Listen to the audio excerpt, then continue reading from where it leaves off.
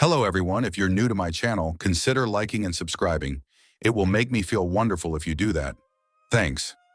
By the way, I also have another Naruto and Luffy fanfiction channel. If you are interested, link is in the description.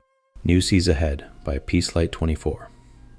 Nakama means you never have to say goodbye or be alone, in which Monkey D. Lucy, future Pirate King, and Roronoa Zoro, future world's greatest swordsman, are dumb and everyone else is long-suffering. Or, things with them are always do or die, and love is just the same. Nakama ship, pining, Zorox Fem Lucy. Adios. The first time Zoro sees Monkey D. Lucy, the sky is a hard, clear blue and the earth is packed dense beneath his feet. His skin is cracked and burned from the relentless sun and cloudless days without rain, and his shoulders burn with strain. He is half-starved, having gone 3 weeks without food, and it has been 2 days since they've given him water. Then this girl shows up, and she's one of the most unimpressive people that Zoro has ever seen. She's short and thin as a rail. She could pass for a boy if she really wanted to, especially with the scar under her eye, but the way she's dressed and the angle of her jaw and brow line make her obviously female. Her dark hair looks unbrushed and wild, sweeping around just above her chin. Her straw hat clearly hasn't protected her well from the sun, since there's a splattering of freckles across her nose and cheekbones. It makes her large dark eyes look deeper. He would guess her to be about 15, maybe younger, but the way she's dressed and the way she carries herself push her age up.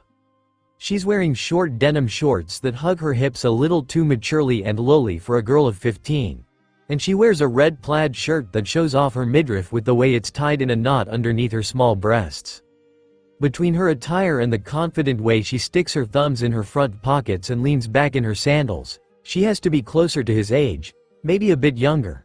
No 15-year-old girl that Zoro has ever seen looks quite that confident in her own skin, especially when she isn't particularly voluptuous. The first thing she says to him is, "Are you really that strong?" Honestly, that's just insulting. It's not like Zoro let himself get tied to a post for no reason. The second thing she says is, "Join my crew." Zoro is pretty sure at this point that he's hallucinating, that the heat has finally gotten to him. But he still has enough energy to attempt self-preservation, and as such he flat out refuses. The girl might be a hallucination, but he can still sense the crazy coming off her from miles away. She doesn't take no for an answer and ultimately blackmails a yes out of him. Well, kind of. Zoro somehow knows, deep down, that if he didn't want to travel with her, if he didn't want to be one of her nakama, then she wouldn't stop him from leaving, oath or not. She'd probably find a way to release him of his vow, actually. Equally, he knows that she understands what an oath means to him. That he can't break one and still live.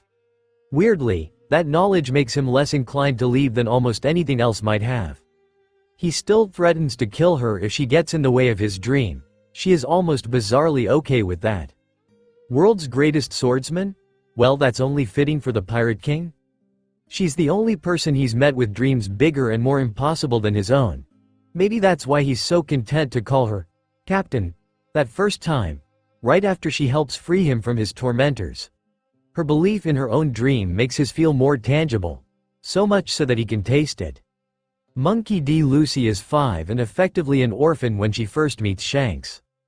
Maybe it was predictable, but she only meets him because Makino, who unofficially assumed responsibility for the irrepressible child, tries to put a dress on her. Lucy ran screaming from the back room of the bar and ran straight into Shanks. Lucy blinks up at the red-haired man. They stare at each other for a few seconds. Lucy likes him instantly because he has a cool scar, and that must mean he's strong. Hey, maybe you would protect her from Makino, the hag. Lucy sticks one accusatory finger out at the flustered bartender, and says seriously, "She's trying to kill me." Makino gasps, probably offended. "Lucy." The man doesn't break eye contact with Lucy. How? Makino is too poised to scowl, but Lucy thinks she probably wants to. "I was not. She tried to make me wear a dress." Lucy intones with all the seriousness the crime deserves, with lace, and bows. A murmur of stifled laughter rings the bar. Lucy scowls at the other patrons before returning her gaze to the red-haired man, reluctantly hopeful. He hadn't laughed, so maybe he understands how awful dresses are. And you don't want to wear a dress? He asks instead. Lucy pouts. Clearly he doesn't understand. I want to be a pirate, pirates don't wear dresses. The man's expression twists up in a wide grin. Well, that's true. I don't know any pirates that wear dresses. Some wear skirts though. But that sounded like, do you know many pirates? The red-haired man winks. Kid, we are pirates. Lucy gasps, completely blown away. Really? What's your name? Are you the captain? Can I be a pirate on your crew? You won't make me wear a dress, right? The man laughs, a broad grin on his face. I'm Shanks, and I'm the captain. Maybe when you're older. Like Makino-san's age. And I don't care if you wear a dress or not, so long as you're wearing clothes. Lucy nearly cries. Shanks seems to notice because suddenly he's frowning in concern. Makino steps forward, courteous as ever. Shanks-san? I don't think her grandfather would be too happy about that. He wants Lu-chan to be a marine. Shanks turns to the bartender, eyebrows raised. And who's her grandfather? Monkey D. Garp, Marine Vice Admiral. Shanks lets out a whistle. Lucy is suddenly afraid he's going to take back what he said about joining his crew. And your name is, kid. Lucy stands to her full height, chin raised proudly as she glares up at the pirate, Monkey D. Lucy. The pirate smirks down at her and lifts her up to the bar stool next to him. Well, far be it from me to tell Monkey D. Lucy what to do. He sends Lucy a wink. In fact, far be it from anyone. Lucy is shocked silent, so she just stares. Lucy has never met her father. Gramps didn't answer her when she asked about him. And even though she loves Gramps, and knows Gramps loves her, he's gone too much to effectively act as a parent. Shanks is already the steadiest father figure in her life by the time she flings her arms around his waist. Shanks is leaving. Shanks is the only person who Lucy really, truly believes cares for her, and he's leaving, for good this time. In a way she'd be almost disappointed if he wasn't. She likes the idea that he'll be exploring and adventuring, but… Take me with you, Shanks. She's crying, she can't help it. Shanks is Shanks. The man's eyes are warm with cheer, but Lucy knows, on some level, that he's not going to suddenly say she can come. Oh, come now, Lucy. We've talked about this. You can be a pirate when you can drink like a pirate. Lucy bites her lip trying to keep the tears at bay. Shanks wears a long dark coat that hides his missing arm, but she can still tell it's not there. And he lost it for her. She sniffs. Is this about your arm? And the fruit? Shanks takes a step toward her, places a large calloused hand on her head. Not at all, Lu-chan. Lucy's blubbering now, and she's embarrassed but mostly sad. Are you sure? Shanks ruffles her hair. Pretty sure. He squints at her. Hey, stop crying now. Pirates don't cry, you know. Shut up. You cried yesterday. Over beer, Shanks chuckles, and then Lucy is laughing too. But then she remembers they'll probably never laugh like this again. Or at least not for a long time, and before she knows what she's doing she has her arms wrapped around Shanks' waist and she's getting his shirt wet. I'll miss you, Shanks. Shanks just sighs, and rubs her back. I bet you will. His smile grows a bit sharper. But you know, Lu-chan, that's the life of a pirate. You say goodbye to everyone except your nakama. Lucy steps back, and she's serious when she says, I want to be a pirate. Shanks' smile turns into a smirk. Like you can be a pirate, crybaby. Lucy scowls and shoves him away. I'm gonna be queen of the pirates. Shanks coughs. What? I'm going to be pirate queen, and my crew will be way cooler than yours. Shanks stares if she said anything bad. There's something odd in his eyes when he asks, why? Lucy glares up at him, determined, angry that he's mocking her, because the pirate queen is free. Shanks, and his whole crew, but mostly Shanks, love telling stories about the pirate king, Gold D. Roger. Lucy has been fascinated by the man ever since Shanks started telling her about him.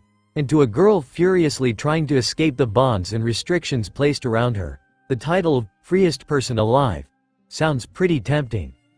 Plus, she wants Shanks to look at her with the same respect she feels for him. Shanks still hasn't said anything though, so maybe she said something wrong? You got a problem with that? Lucy isn't sure she cares if he thinks she shouldn't be pirate queen. She's going to be anyway, so there. Don't you mean king? Lucy frowns at Shanks, who's fiddling with his hat. Baka. I'm a girl. Girls are queens, not kings. Shanks snorts a laugh. That doesn't matter. Not to the One Piece. Shanks flips his straw hat off of his head. Pirate King is a title. It doesn't matter who claims it. Lucy glares. This all seems pretty ridiculous anyway. Fine then, I'll be Pirate King. Just you watch. Something warm and dry settles on Lucy's head. She looks up and sees the curved brim of Shanks' straw hat. Now that's a loan, you hear? Shanks tells her. I'm expecting you to give it back once you're Pirate King. Lucy takes the hat off of her head and stares with reverence. I will. And to her surprise, Shanks draws her in for one more one-armed hug. Lucy is careful of his hat, because she won't break it so soon after receiving it, or ever, but she leans in eagerly for the hug. Come see me when you're a great pirate, okay, Lucy? I want that hat back.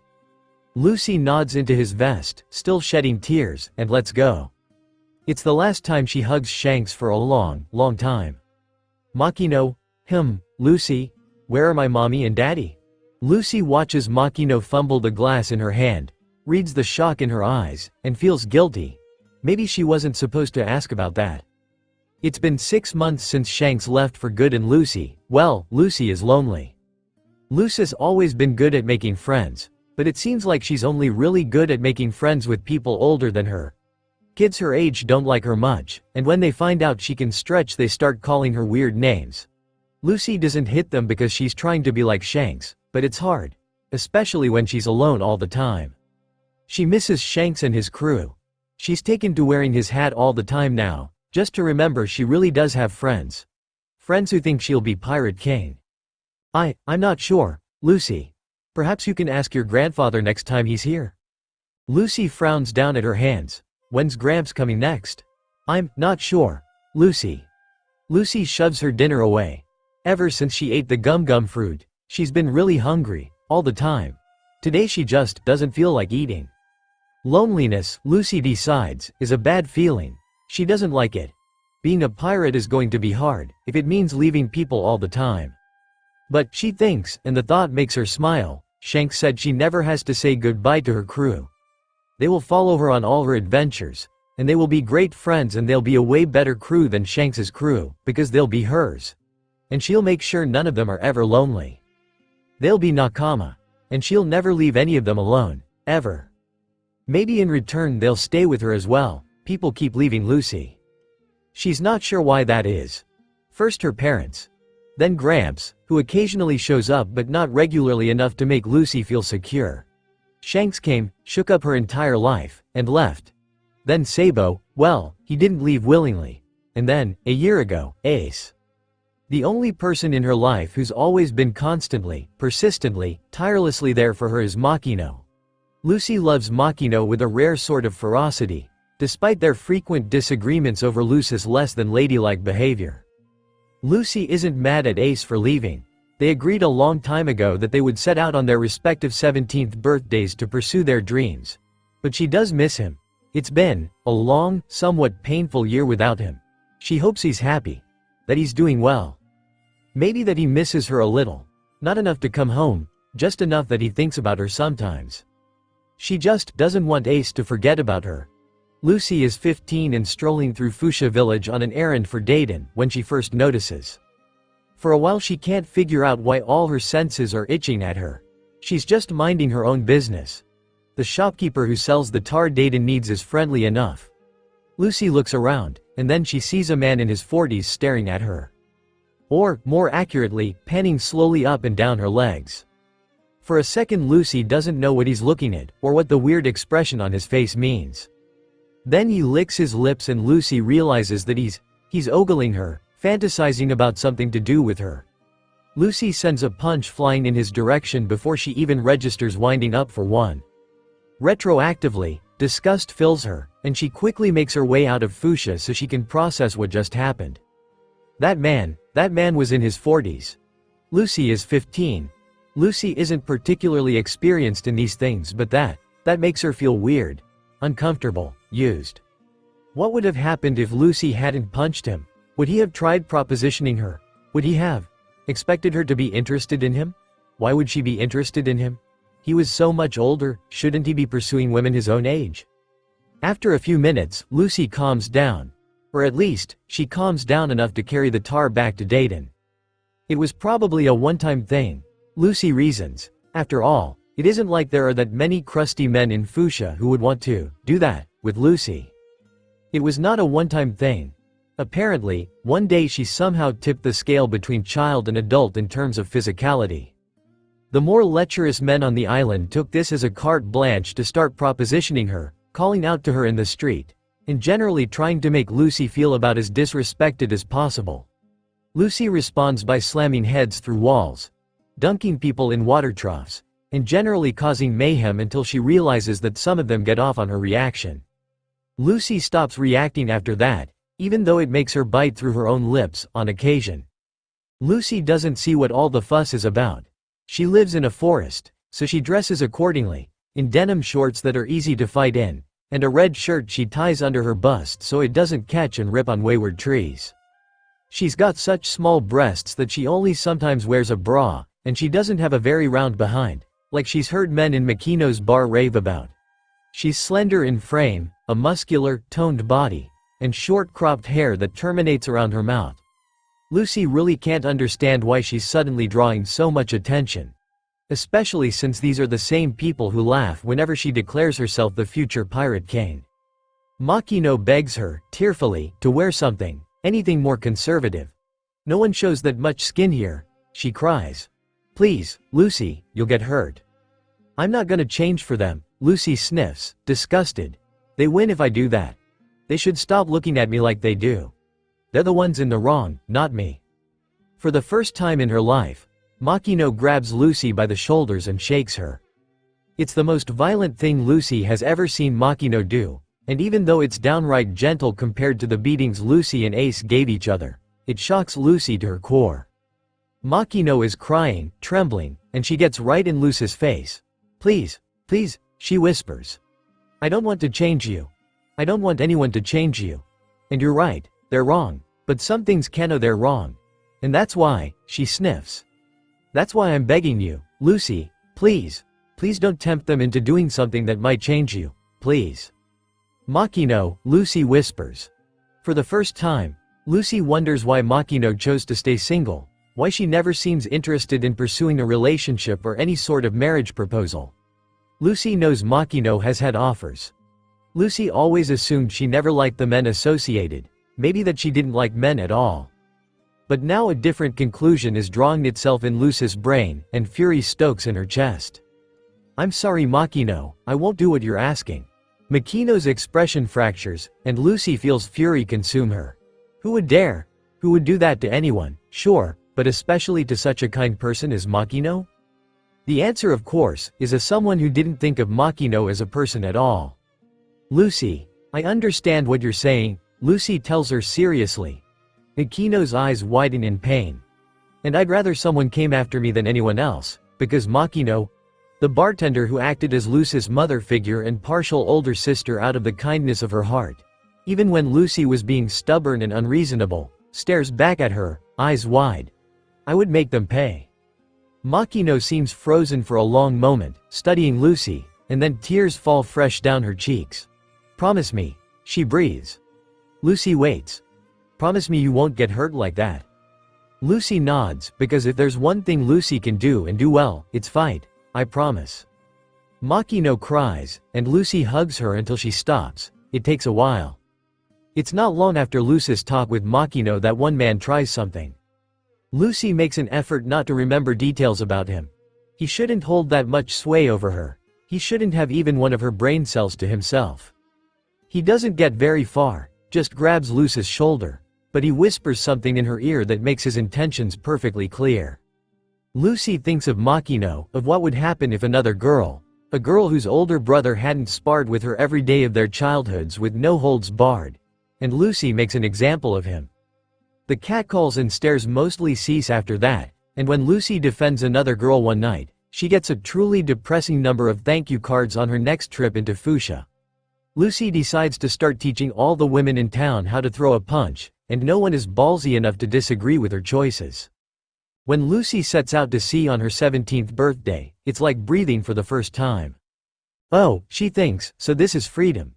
And as waves break against the hull of her tiny boat and the wind pulls at Shanks' hat, all Lucy can do is breathe it in, wild grin on her face and think I want more. Lucy is good at reading people. It's just a fact. She's usually able to tell, almost immediately, if someone is decent or not.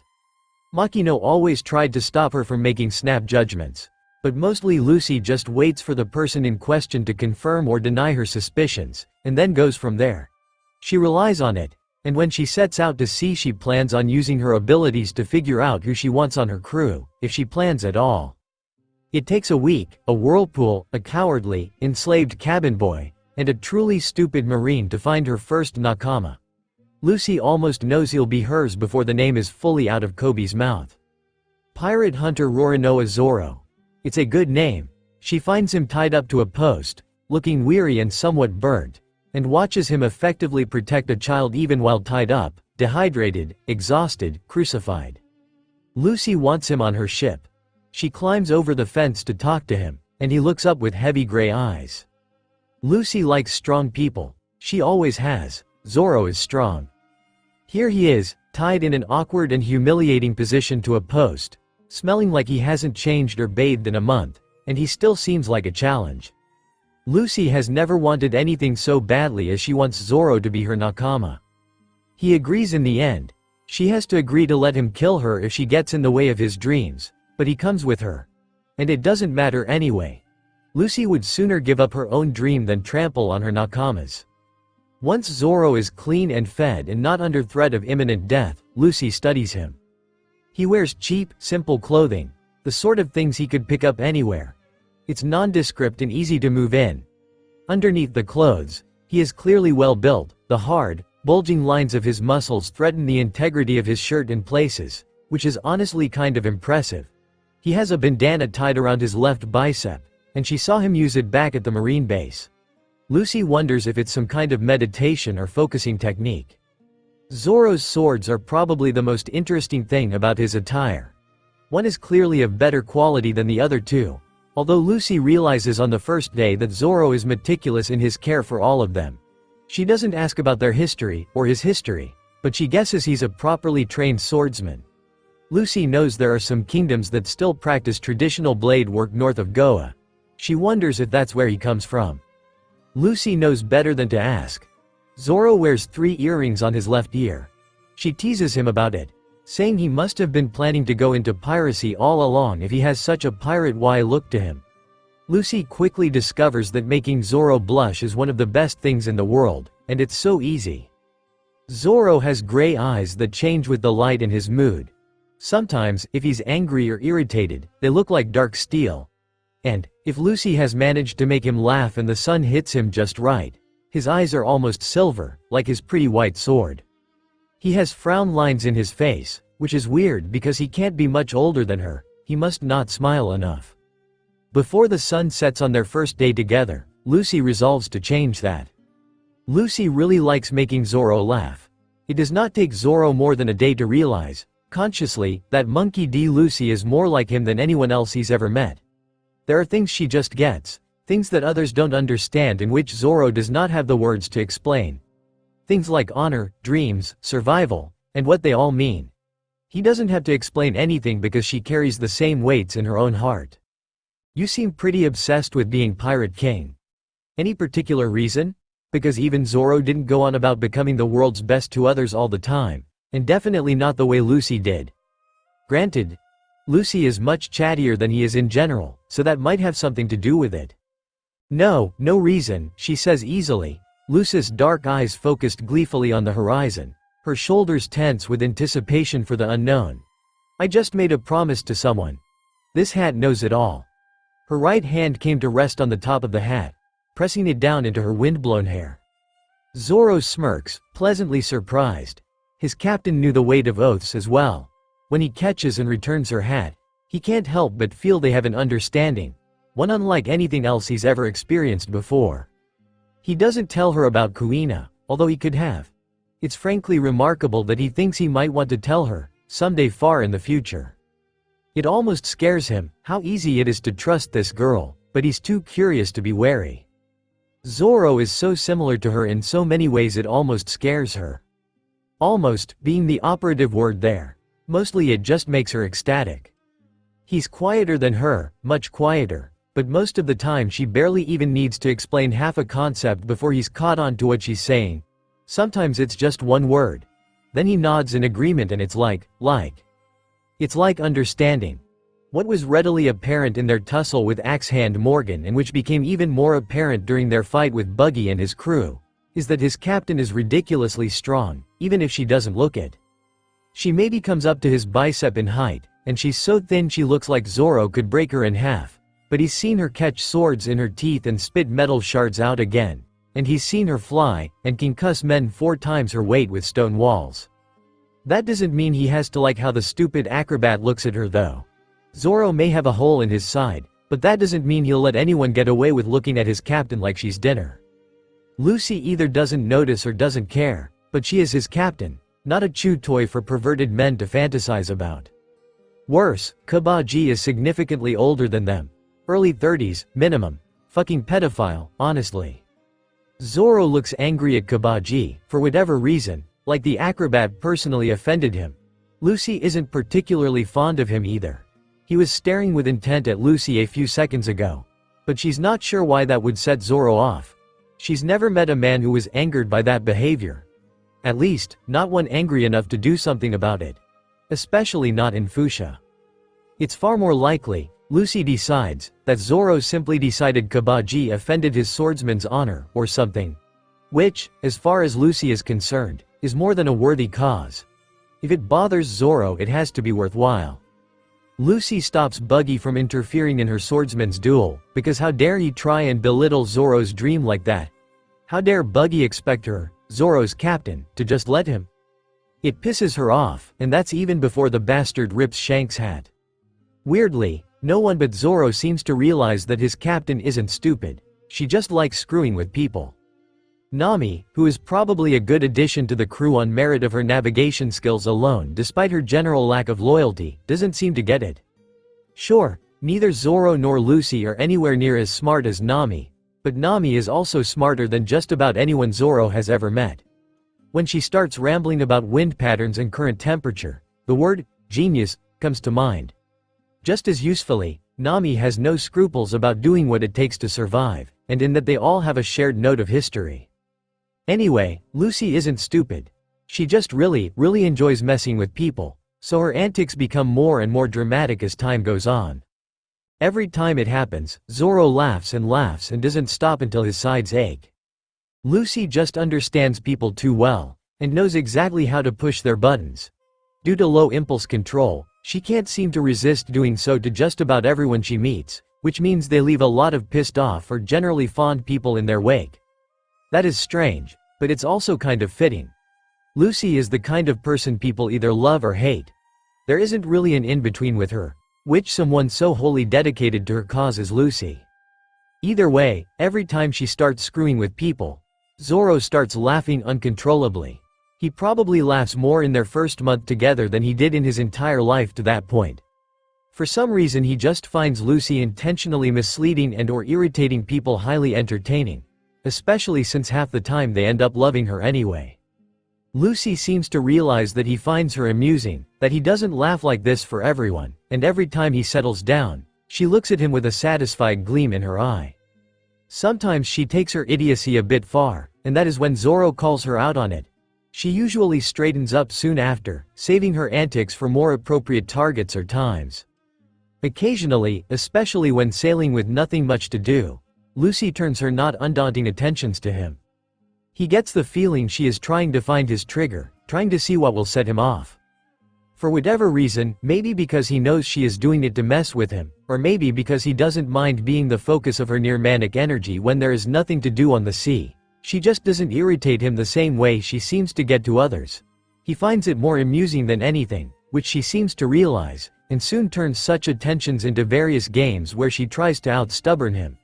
Those don't have a clear winner, but he still finds it kind of entertaining. Eventually she starts falling into the water a few times a day, which invariably results in Zoro diving in after her. This does annoy him, but mostly because wet clothes are uncomfortable and the saltwater makes them dry weird. Also, risking her life for the sake of personal entertainment is a bit much, even by their standards, so yeah, the constant dunking does irritate him a bit. Thankfully, she quickly grows bored of being rescued and ceases the behavior unless she doesn't think she can get Zoro's attention otherwise. Nami is constantly rolling her eyes at the two of them and muttering, especially when Lucy is being particularly rambunctious. Zoro isn't exactly sure what that is about. Probably not important. Lucy leaves 500,000 berries on the dock of a town she saved. They're going to be the poorest pirates in history. But any lingering hesitation about following this girl into the unknown of their futures and dreams evaporates completely, even as Nami threatens to drown her. Lucy loves to screw with people. This has always been a fact, and Lucy thinks it's probably unlikely to change at any point in the future. Most of the time people are easy to piss off, and Lucy often made a game of it growing up. She still makes a game out of it, if she's being honest. Nami, she finds, is especially easy to irritate. Lucy likes her, knows Nami's special, but she's so tense sometimes that Lucy just can't help but press her buttons. Plus, Nami's lectures remind her a little of Makino. Although Nami is much more violent than her older sister, mother figure ever was. Also a fact. Lucy is sometimes deliberately obtuse, and this is for a variety of reasons. Sometimes it's a gag. Sometimes it's because she knows people will tell idiots things they wouldn't tell others. Sometimes it's because children are less threatened by stupid adults than smart ones. Sometimes it's just because she feels like messing with people. Zoro figures out almost immediately that she's playing. And he thinks it's funny. Lucy has tried.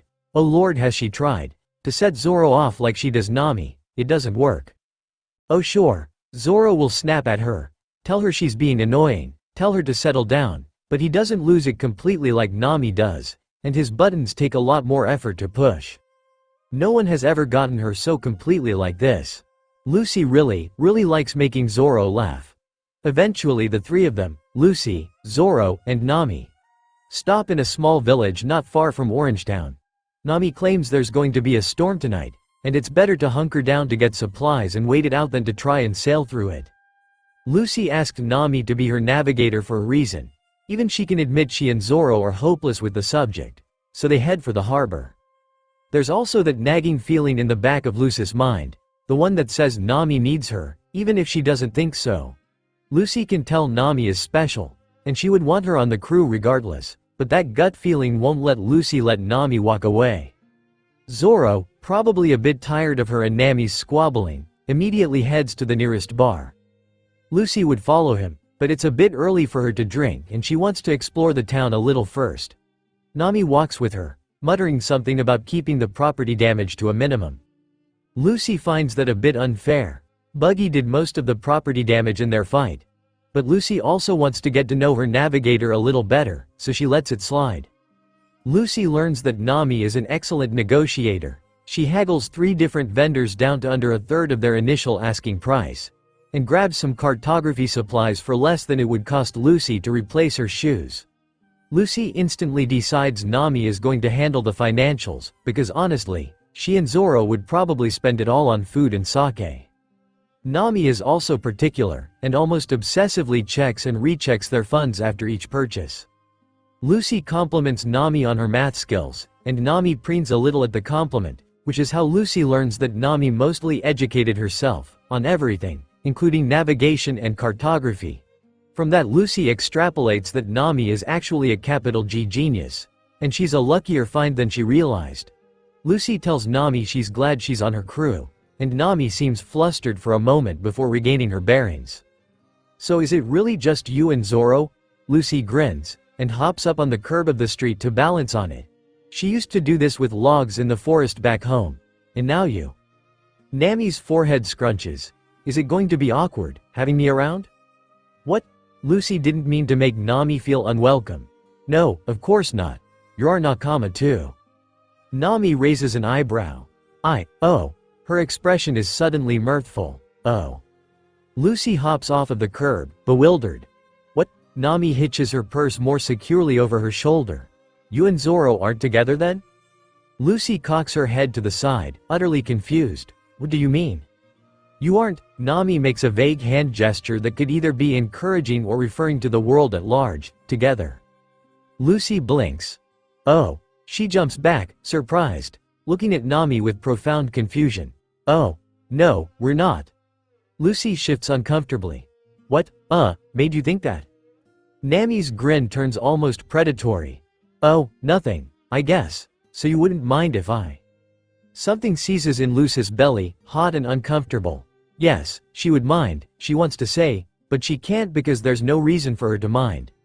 Lucy doesn't own Zoro any more than she owns Goa. She's only known him for a month or so. She's got no claim to him, and she won't tell either of her nakama what to do with their feelings. So why does the thought make her so uncomfortable? Nami bumps her shoulder. Hey, relax, I'm just kidding. Lucy blinks up at her, feeling more than a little out of her depth. Zoro's not my type. Too poor, for one thing. Not suave enough, for another. Lucy relaxes. If there are two things Zoro is not, it is rich and suave, but she still feels a bit off kilter. Oh. Usually she's more verbose than this. Nami looks vaguely guilty. Wow, you really had no clue, did you? Lucy glances at her and tilts her chin so she can make eye contact under the brim of the hat. No clue about what? Nami stops in the street and gives her a scrutinizing look. Lucy's not sure what she's looking for, so she just meets Nami's gaze with her own bewildered one. Unbelievable, Nami mutters. And then, for some reason that Lucy doesn't catch, she laughs until there is an unspoken rule among them. No one asks about the past.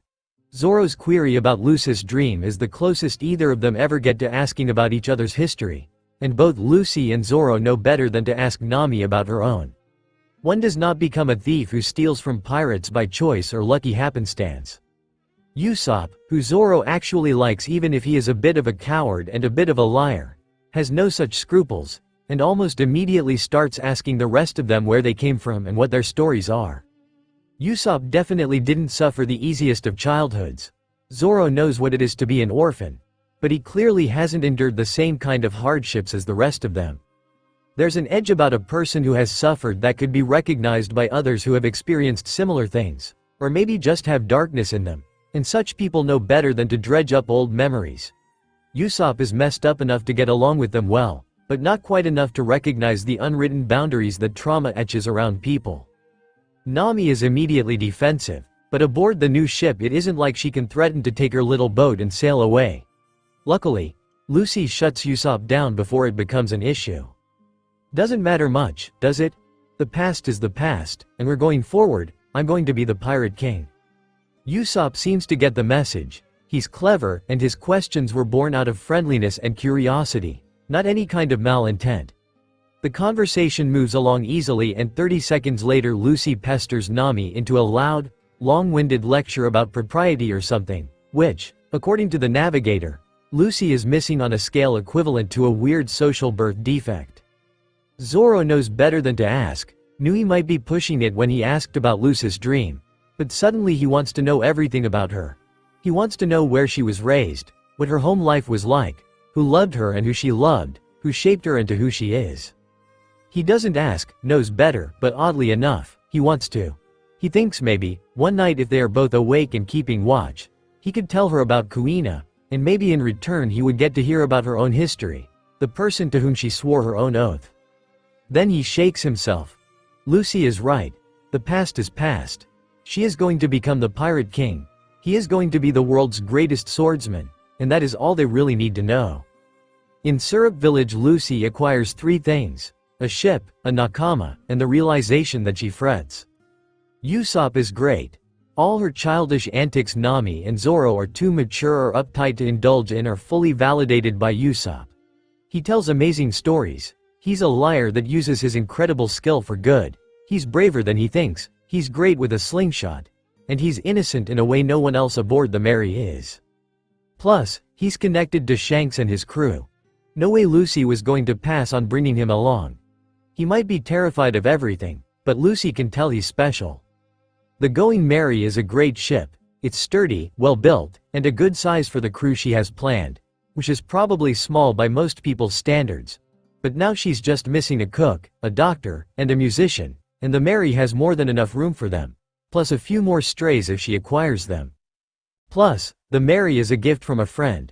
Lucy couldn't be more appreciative. As for the third revelation, well, that comes as a bit of a shock. Most people would probably accuse Lucy of being selfish or careless before saying she frets. Lucy would have agreed with them until Syrup Village and Zoro.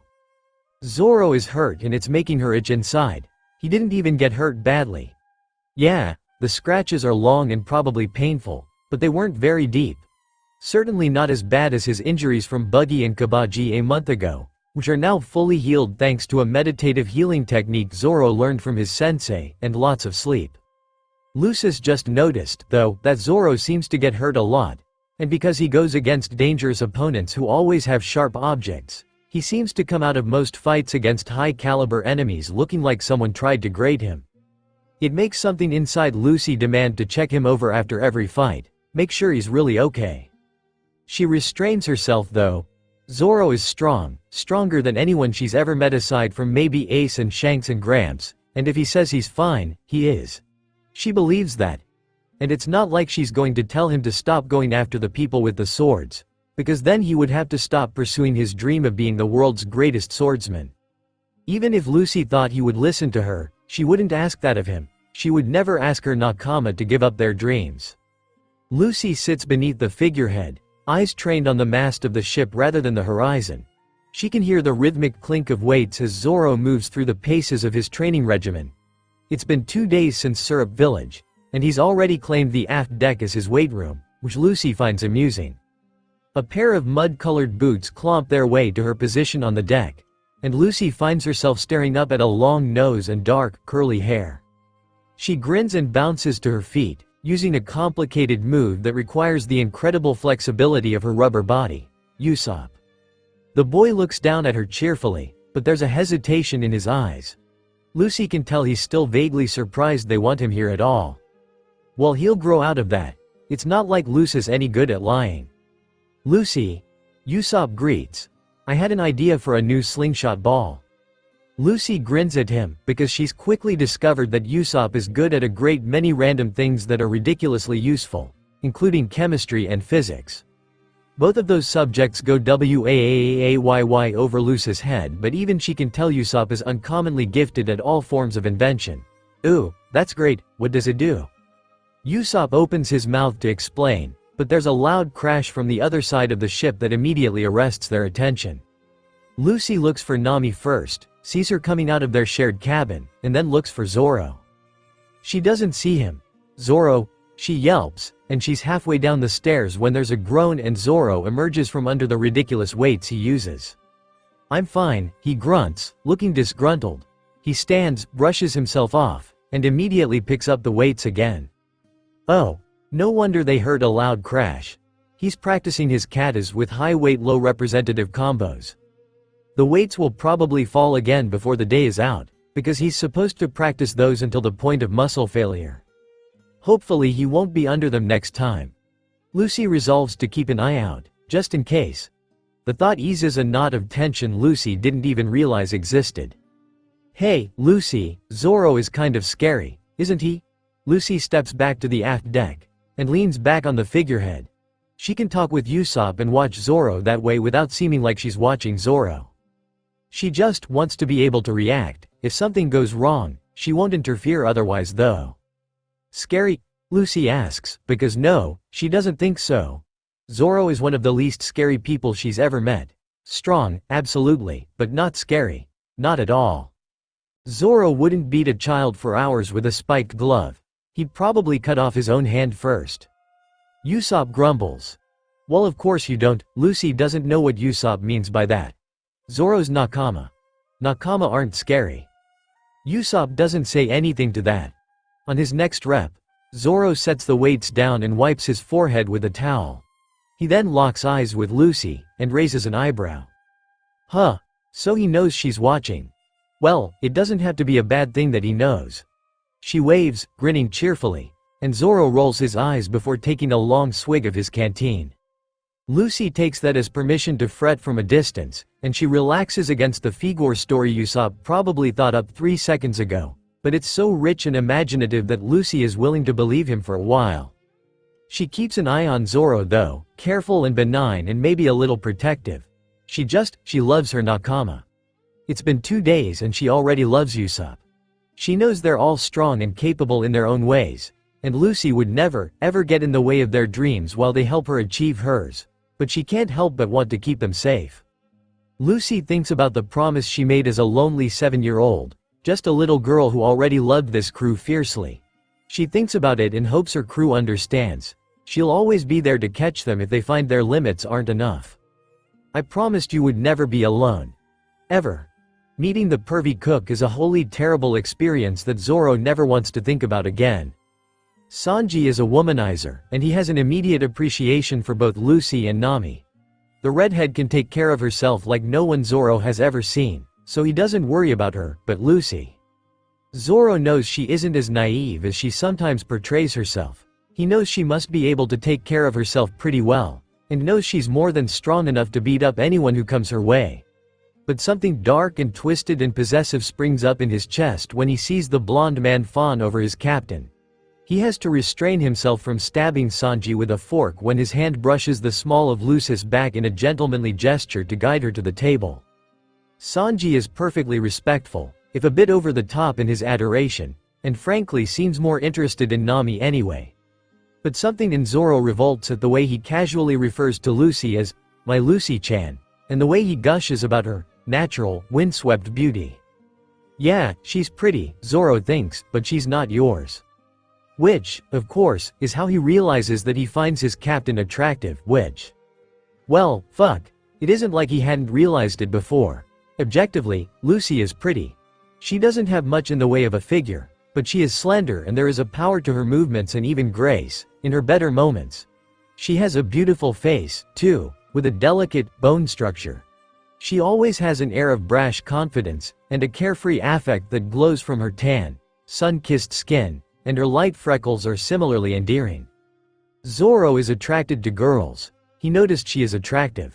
The thing is, he's never been so personally affected by it. He hasn't ever felt so possessive before, to the point where the sight of another man expressing interest makes him want to kill things. Yeah, he was angry at Kabaji, but mostly because that man intended to attack her, hurt her. Sanji is only flirting. That is more than enough to irritate Zoro, but this feeling, this sick anger that makes him feel more unstable than he has been in years, this is more than that. He doesn't care at all that the cook is flirting with Nami.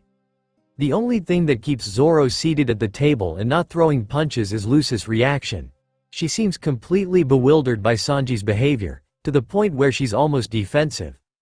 The stupid cook proves himself not useless, and tones his behavior down a little in response. Still affectionate and dramatic, but not quite so worshipful. It pisses Zoro off, but any action on the swordsman's part would be an overreaction at this point. Nami and Usopp, both more observant than he likes, give him smug and confused looks, respectively. Zoro isn't in the mood to figure either one out. Still, when he finds out that Lucy wants to bring the love cook with them, and Usopp gives him an absolutely golden opportunity to hit the cook, it takes all of Zoro's willpower to restrain himself. Lucy probably already considers Sanji nakama, and would be upset if Zoro slices him in half like he wants to. He really wants to. If truth be told, Sanji's exuberant fawning almost makes Lucy write off her instincts entirely and pass him by. Thank goodness she trusts her instincts too much to do that. Sanji, from the moment they meet, insists on spoiling her. Lucy has never been spoiled. She's heard the term used in much more inappropriate contexts than she thinks Sanji intends. But it makes her more cautious regardless. He calls her by terms of endearment such as darling, lovely, angel. He keeps offering to cook her more and more extravagant things, soon outpacing Lucy's culinary knowledge, and honestly Lucy is so far out of her depth with this that it's not even funny. No one ever behaved like this back home, especially not to Lucy. Is he flirting with her, or making fun of her? Is this some weird form of harassment? Lucy genuinely can't tell, and it's making her feel constantly wrong-footed. He touches her easily, which is kinda new. She's a tactile person herself, but she usually initiates it. She and Zoro have been pretty touchy lately. She's not sure how that started, but oh well. and the only other guys who touch her are Ace and Usopp when wrestling or hugging. Sanji treats her like glass, and guides her gently from the small of her back. She's tense around him because she doesn't have any clue what's going on, and she's never been treated like anything delicate before, and she's pretty sure she doesn't like it. She's so uncomfortable with his behavior that she nearly writes him off again, but then Lucy watches Sanji feed a starving pirate, and she knows he's special. Sanji is going to be her crew's cook, whether he knows it or not. Knowing that, Lucy introduces him to her crew. Usopp seems indifferent to the idea of new nakama but excited about real food. Nami seems more amused at Sanji's antics than anything, and since Lucy has seen Nami smack around men who aren't acting appropriately, that actually relaxes Lucy towards Sanji's weird behavior, and Zoro. Zoro looks pissed. Lucy's not sure why, but Zoro has that look he gets sometimes when he just wants to stab things, and he can't seem to stop glaring at Sanji. Lucy doesn't make any show that she noticed, and just hopes he gets over it soon. She can't have her nakama at odds, after all.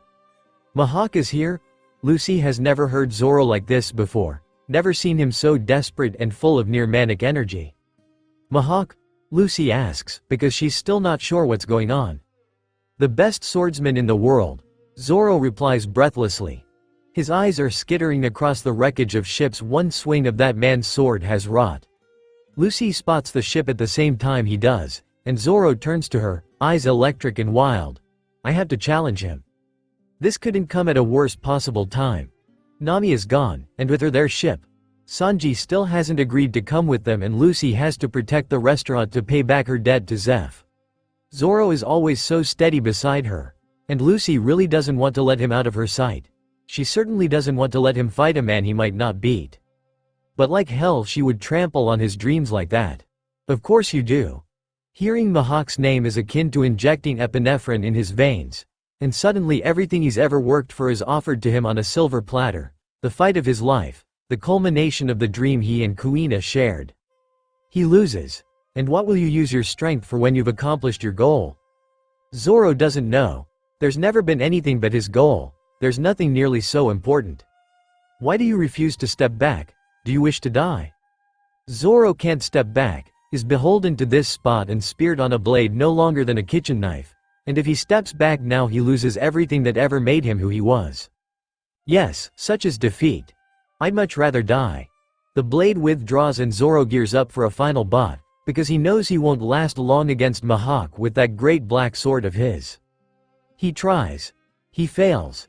The gulf between them is great as the gulf between the earth and the sun. But Zoro is a swordsman to the bone, and so he has heat loading in his throat, and turns to Mihawk with his arms spread wide. Scars on the back are a swordsman's dishonor. Admirable. Don't rush to death so fast, young one. Zoro barely even registers the pain, or the ocean he falls into. His mind is blank, blank, blank, and then two sets of hands grab him, drag him up back to the surface, and as light rushes in so too does thought and emotion and revelation, and he lost. Kuina, I'm so sorry, I lost. Zoro? Zoro, is he alright? Zoro? Like hell he'd be alright. He holds his one remaining katana aloft and points to the relentless sun, the white silk hilt stained with flecks of his own blood. Everyone quiets. Defeated, deathly injured, and uncharacteristically emotional, in that moment there is nothing Zoro wants more than to see Lucy beside him. He's not sure when she became the person he wants to be around when hurting, but she is. Lucy, can you hear me? I'm sorry to worry you. And she is worried. He can feel it, and how strange is that someone should be worried for him, that he should care about someone else's safety in turn? I know, that if I don't become the world's strongest swordsman, it will only embarrass you. Kuina is dead. Long gone. He can't swear to her, so he swears to his captain, to Lucy who believed in him and who he let down along with the rest of his expectations. I swear, he chokes, and he hasn't cried in years, not since Kuina. I will never lose again. Until the day I fight him and win. I swear, I'll never lose again. You got a problem with that, Pirate King? He screams hoarsely, his voice choked by tears and pain and grief, and maybe a little embarrassed anxiety besides. Her reply is instant, warm, and very like her. Nope. The exchange would be meager and unfeeling for almost any other pair, but for them, it's enough. it would always be enough. Lucy is in tears by the end of the fight, and then Mihawk bisects her swordsman and throws him in the ocean. The one place Lucy can't reach. Sanji tries to stop her but she gives him his first order, "Let me go," and he releases her immediately. Lucy throws herself at the Shichibukai, furious, but Mihawk is better than her, better by miles, and barely puts any effort into dodging her attack. Zoro is miraculously fished out of the sea breathing, and Lucy is shocked to her core when he makes a new oath in her name to become the world's greatest swordsman, that he would never lose again. She's also touched, and something warm unfurls in her stomach and chest at his words. "You got a problem with that, Pirate King?" he yells. His voice is hoarse and thick with tears. No, of course I don't. Nope, as if I'd ever throw you and your dreams aside." Lucy has yet to meet someone who makes her as mad as Arlong does. Maybe if she meets a celestial dragon she'll feel differently, but for now Arlong pisses her off the most. He tormented her navigator for, well, Lucy doesn't know the details, didn't stick around to hear a story that Nami didn't want to tell, but she has eyes. And now Nami is crouched in the street, blood streaming down her shoulder, tears cutting tracks through the dirt on her cheeks, and stabbing herself with a knife. Lucy watches until she can't anymore. Lucy, Nami, strong, brave Nami, is so scared, help me. Lucy presses her hat on Nami's head, a symbol of who and what Nami is to Lucy, a promise different than the one Lucy made to Shanks 10 years ago. "I promise you will never be alone, damn straight. Nami is mine, USBAG. Arlong Park is a mess, and for the first time Zoro feels the need to protect Nami, which he fervently hopes never happens again. Clearly, such times only come when the situation is both personal and dire, and Nami is making things more difficult for them than necessary. He is unprepared for the fury he feels when Lucy is thrown into the sea, unable to free herself. Sanji is similarly enraged, but nowhere near as unhinged. Zoro tries to throw himself into the water to save her, octopus be damned, but is stopped by the cook. "If you go in the way you are, I'm going to have to save you both, and then where will Lucy-san be?" Much as he hates to admit it, the cook is right. So Zoro defeats his opponent, and tries to hold off the shark while Sanji saves their captain. Both of them nearly die in the attempt, but that's alright. The key word there is, nearly, and in his case he knows he can't die until he defeats Mihawk, for Lucy's sake and his own, now that he's sworn that oath. In the end, Lucy comes flying out of the harbor with a sharp grin on her face that Zoro really shouldn't find so appealing. He could do without her methods of rescue though. Is it weird that he finds her most attractive when she's beating up assholes who think they can put her down? Probably. Okay, almost definitely. The look in her eye when she gets seriously pissed, when she leaves all notions of kindness behind in defense of their friends, is something he doesn't see very often. Watching her level Arlong Park in just under 3 minutes is close to breathtaking. Beating the shit out of Arlong and bringing down his ridiculous park is satisfying for Lucy, so she can only imagine how Kokoyashi and her navigator feel about it. Actually, she doesn't have to imagine. Nami hugged her and didn't quite cry for about 10 minutes after it happened, and all Lucy could really make out was something along the lines of, "Thank you, that room, and glad it's gone." Lucy will never ask what happened, but she hopes Nami feels satisfied. Unfortunately, her worn and weary clothes from Fuchsia are well and truly done for.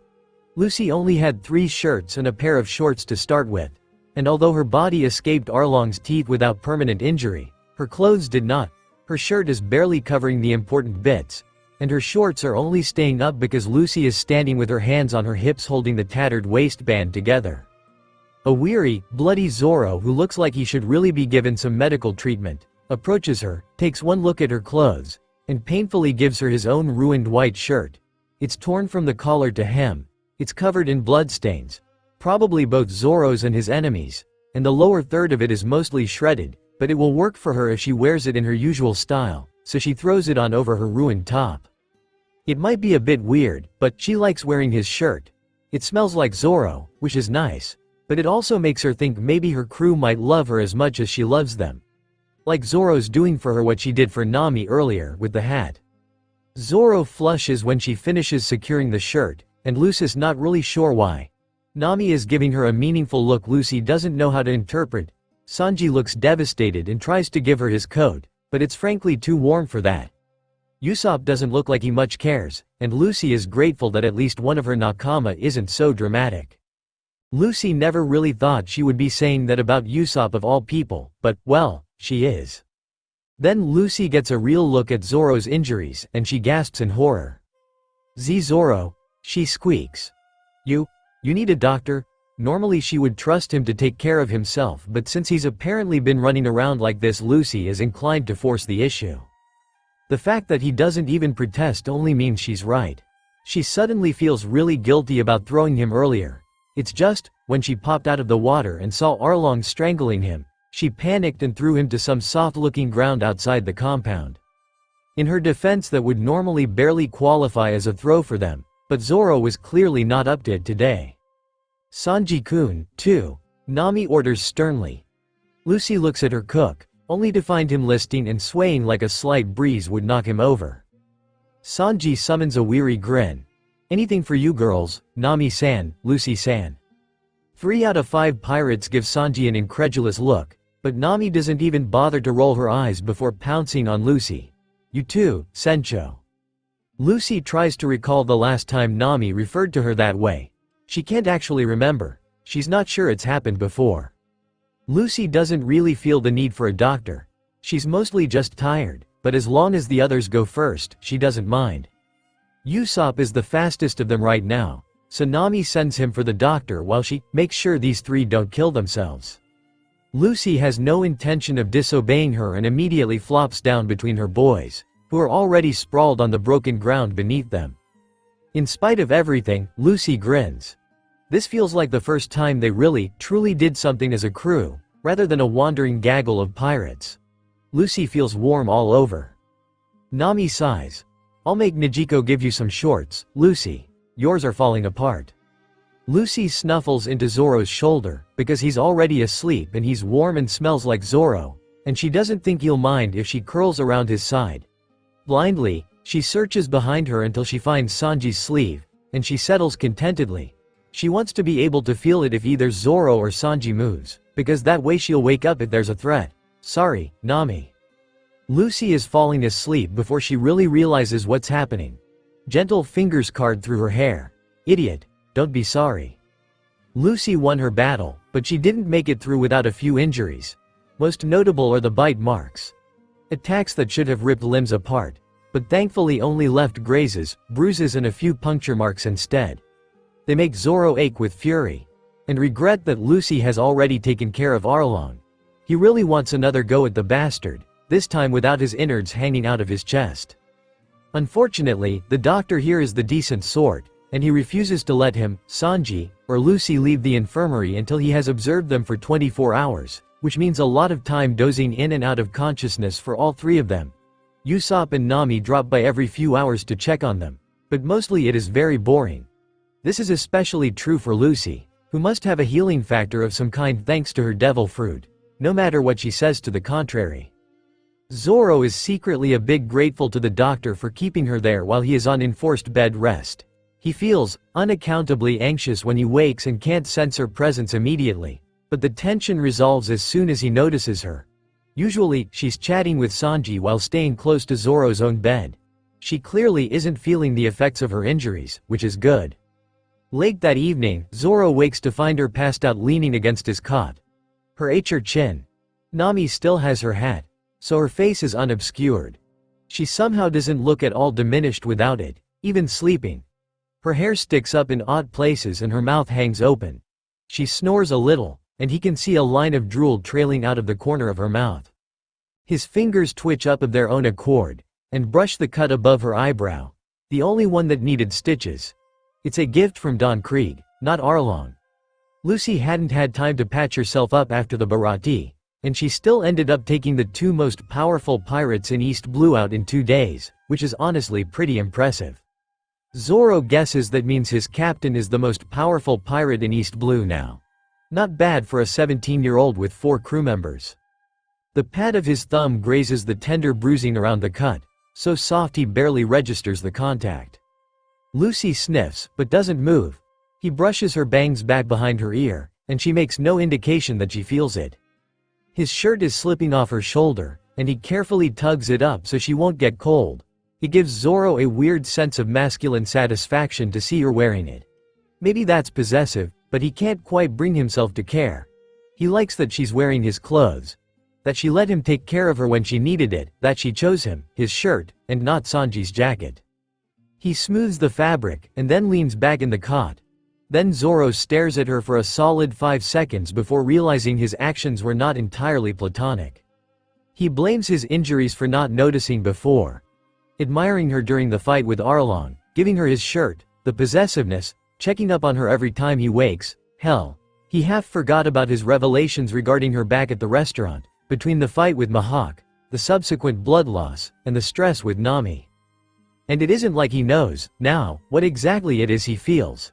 He finds her attractive, he thinks she's a good friend, she's strong, she's his captain, there's a lot there. And Zoro's not really a feelings type of person. He doesn't dwell on shit, especially not feelings, and he isn't at all good at examining and identifying them. He lives in the moment too much to worry about such things. He doesn't see much reason to change now, and so instead of panicking like some part of him wants to, he relaxes, closes his eyes, and ignores it. He dedicated his dream to her back at the Bharati. Whatever feelings he had now couldn't be greater than that. Despite her hyperactive nature and short attention span, Lucy spends the 24 hours after defeating Arlong in relative silence and without moving from a designated seat. Part of this is because the doctor forbade her from moving, due to a puncture wound in her thigh he was afraid would go septic. Mostly it's because she refuses to leave Zoro and Sanji alone in the infirmary. It's kind of torture, because Lucy would love to go out and join the party the villagers are throwing, but she can't because she has to be a good captain, and watch over her injured crew. Sanji and Zoro were injured fighting an enemy Lucy picked, after all. Or rather, an enemy that picked a fight with them when he targeted her navigator. They gave it their all and got hurt in the process, so it's Lucy's job to make sure they stay safe now. Also, she just feels better knowing someone's keeping an eye on them while they're unconscious.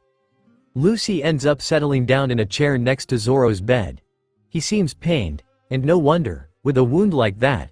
But she thinks he's a little less restless when she runs her fingers through his hair or she teases Sanji, who thankfully brings up his own behavior before she can figure out what exactly her problem is. "Don't think I'm neglecting you, my lovely ocean flower," he tells her dramatically, "but I think we both know you prefer a less ostentatious romance." Lucy cocks her head to the side, confused. "I do?" Sanji raises an eyebrow. He glances to Lucy's fingers, currently paused in Zoro's weird green hair, the shirt she's still wearing, and then back to her confused expression. Huh.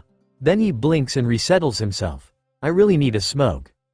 The doctor banned the cigarettes from his infirmary, giving Sanji a tirade about the health hazards of those cancer-granting death sticks that make your lungs look like the devil took a shriveled shit in your chest. The doctor here in Kokoyashi is very colorful. Lucy kind of wonders if he and Nami are related. Sanji?" Her cook sends her a winning smile. "Never mind, my brave and honorable captain. Have no fear. I shall continue to spoil you and Nami-san to your heart's content." She restrains a sigh. She's pretty sure Sanji thinks he's being nice, so she'll endure it. For a second there she thought Sanji was going to treat her normal, though. "Thanks, Sanji." Sanji makes a tutting noise. "And I do mean to your heart's content, Sencho." Her fingers pauses again, tangling themselves in Zoro's hair. She looks at Sanji, who has a brilliant smile on his face, and he looks oddly fond for a guy she only met 2 days ago. Then again, Sanji has a big heart. Maybe Sanji believes in her too. "Thanks, Sanji." On the 3rd day after Arlong's defeat, Zoro finds himself in an alley with a tankard of ale, sitting across from Sanji of all people. He would never admit it out loud, but the stupid cook can be alright when he isn't sniffing around Nami and Lucy's skirts or acting like he's stronger than Zoro. The cook puffs on a cigarette, rings forming as he exhales. It's a neat trick Lucy is endlessly entertained by. It surprises Zoro a little that he is willing to put in extra effort for anything when there isn't an audience around to appreciate it. Lucy is currently eating her 5th or 6th meal of the day, over by the town center. That devil fruit must have given her a crazy metabolism or something, because she can pack away food like no one else Zoro has ever seen. Sanji must have come to the same conclusion, because with a loud exhale he sighs in a resigned sort of way. Keeping her healthy is going to be a challenge. She eats as much as the rest of the crew in one sitting, and still has room for more a couple hours later. Zoro makes a non-committal sound. He doesn't know anything about nutrition, other than meat has protein and potatoes have carbohydrates, and he needs both plus a lot of vegetables to build muscle. Sometimes sensei had him drink goat's milk, when it was available. Something about it having lots of nutrients. Something tells me she's survived on less. Sanji actually growls. How could you say something so callous about my darling Lucy-san? Zoro glares at him, his hand convulsively gripping around his white katana's hilt. She's not yours. Sanji's expression changes to something far too canny for Zoro's liking, and he turns his attention back to his captain so he doesn't have to look at it. She is still wearing his ruined white shirt, as she doesn't have any spares and Kokoyashi is generally still too poor from Arlong's extortion to give her a free one without everyone involved feeling pretty guilty. His shirt is too big around the shoulders and she had to tie some knots in the neckline so it stayed up. It looks a little odd, but no one seems to care, least of all Lucy. As for himself, he managed to get back to the Going Merry to find his own spare without anyone freaking out about his moving around. Honestly, Mihawk didn't deal any damage he can't come back from. People are being ridiculous. So what if he took a stab at his regular training regimen this morning? It isn't like Zoro can't tell when stitches are about to pop out. Well, not just mine, at any rate, Sanji says slowly, a contemplative look on his face. Zoro just scowls at him. Say, how long have you been sailing with her anyway? Zoro has to think about it. On the one hand, it feels like it's been a lifetime since he was tied to that stupid post and she showed up out of nowhere. It feels, in some ways, like there hadn't been a time before it. In Oth no time has passed at all, like if he blinked she would be gone. Her and the rest of the crew an imagined, uncanny fever dream. About 3 months, I think. There is a boy staring at Lucy with something approaching adoration. Zoro glares at him. But the kid has the senses of a doornail and doesn't notice. Lucy doesn't seem to notice the kid much though, so that's good enough for him. That's enough time then, Sanji mumbles around his cigarette. Zoro glares at Sanji out of the corner of his eye. Enough time for what? Sanji taps the cigarette to get rid of the ash. Nothing. You care about the captain, yeah? Zoro doesn't know how to respond, and settles for an irritated expression. For some reason, Sanji smirks. God, don't be obvious. Girls like an air of mystery. Zoro curls his lip, decidedly uncomfortable with this whole conversation. I don't see any girls hanging off of you, eyebrows. Sanji growls again. That is because I am keeping careful watch over the glorious Nami Swan and darling Lucy-san. Zoro raises an eyebrow, smirking. Where is Nami anyway? Haven't seen her around. Sanji gives a dismissive wave. Had some stuff to attend to. I told her I would make sure Lucy-san didn't eat out the town. Zoro barely holds back a snort, but a fond smirk curls his lips. Anyway, as I was saying, you care for Lucy-san. Zoro tenses again. He barely knows what he feels himself, and he doesn't like Sanji telling him. So you're not going to hurt her, or I'll kill you. Some part of Zoro which hadn't gotten over Sanji's continued flirtation with Lucy relaxes a little. He is pretty sure this is Sanji's way of saying he isn't pursuing Lucy in earnest. It makes something inside Zoro unfurl in relief. Isn't that my line? He throws back. Sanji rolls his eyes, like I'd ever hurt a woman. He stands, having finished the cigarette. Zoro can see him eyeing the market, where they are selling some fish caught only a few hours ago. Our captain deserves to be happy, yeah? Zoro looks for Lucy in the crowd. She is standing on top of a table, evading one of the cooks who had probably taken issue with her incredible appetite. Somehow she is still managing to snag food in spite of his efforts, but the hastily tied shirt is in serious danger of slipping off again with all her movement. Something fond and warm squirms inside Zoro's chest. He feels his gaze soften, even as he makes to go fix her shirt for her. She's going to be Pirate King. Sanji smirks, and sticks his hands in his pockets. She is, isn't she? Zoro is dozing on the deck when he's woken by a high-pitched squeal. He frowns, decides to ignore it, and then shifts again to get comfortable. This turns out to be a mistake. Zoro registers the rapid steps approaching, and assumes whoever it is will soon pass him by. His hands lace together under his head. The sea breeze is cool and the sun warms him and the deck pleasantly. Something slams into his gut. Zoro sits up, spluttering profanities, and then realizes it's only Lucy. Lucy, who is currently sitting in his lap. Shit. He leans away as best he can, startled, but this doesn't actually help anything because Lucy, sensing her prey's escape attempt, just clamps her thighs around his waist. Zoro may or may not make a sound akin to a whimper. Lucy, what the hell? Zoro screeches. In a manly way. Manly screeches. This is not anything she's done before. She doesn't screw with people like this. And although she's tactile, she's never tried anything even remotely. Well, she just hasn't. Lucy's face is split in her widest grin. Look, Zoro. I have a bounty. Then she shoves a piece of paper in his face. The vast majority of the poster is filled with the face of his captain. Someone managed to snap a picture of her with her lips pulled back in a perfect D smile. Eyes squinting shut and her hat tipped to the wind. It's a good picture, ridiculous for a wanted poster, but it's good. She looks cute, sweet, carefree as always, and not at all bloodthirsty. It's unfortunate that the picture gives away so many details though. Her scar, for one. The hat. He glances down at the bounty price, and chokes. $30 million? Lucy just grins, her expression matching her picture. Yep. And because she's Lucy and doesn't actually know the meaning of the words, restraint, or decorum, she starts bouncing. On his lap, with her thighs clamped around his waist. Oh god, don't think about it. He grunts internally. He's propped up on his elbows so her chest is eye level and he draws on all of Sensei's mindfulness techniques. He's thinking about dead children and acid. Dead children and acid. Dead children and... Isn't it great, Zoro? Lucy asks. She's so ecstatic Zoro thinks she might spontaneously combust. Zoro might spontaneously combust if she doesn't stop bouncing. Yes.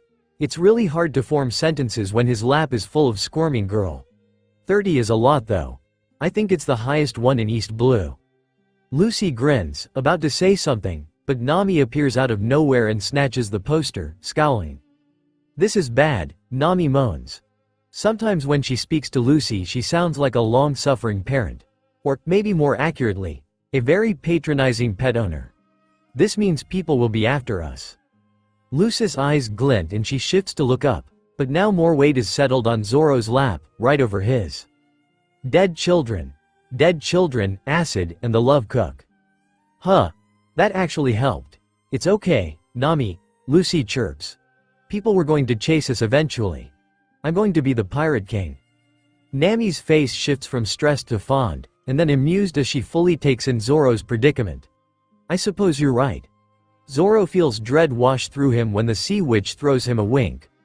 Are you going to help me clean now or are you going to take a nap with Zoro? Zoro freezes. That bitch. Lucy hums. I'll help you clean, Nami. Then she scrambles off of Zoro, and he's left lying on the deck, propped up by his elbows and in a bit of a bind. Lucy is gone 5 seconds later, and so Zoro swings his gaze to Nami, who is helplessly giggling, either at his expression or predicament or both. What was that for? He growls. He stands to make himself feel less vulnerable. Haha, oh your face. Nami hiccups a laugh, and Zoro is left fuming and humiliated. I thought you were going to pass out. Zoro just stands there, shaking, his original question still in the air. Nami finally gets a hold of herself and grins her sharpest smile at him. Only an idiot would stand unafraid of that smile. It was a win-win situation for me. Nami explains, finally, if she got off of you, she'd be making less work for me, and you would owe me a favor. And if she didn't she'd be quiet for a while and, her grin grows sly. You'd still owe me a favor. Zoro splutters, incoherently angry. What? Nami rolls her eyes. I'm not blind, Zoro. She waves at him as she descends the stairs to the main deck. And I know you'll never make the first move, so, I was helping you, say thank you. Zoro does not say thank you. Zoro is considering throwing himself in the ocean. Fuck off. Nami makes a tutting noise. Just for that, I'll have to fine you. Zoro does not actually decide to drown himself, but it's a close call. So to recap, Zoro replaced his 2 broken katana with new blades. Lucy was nearly executed 3 minutes ago, and now he, the love cook and his miraculously not dead captain. He could kill Lucy for smiling.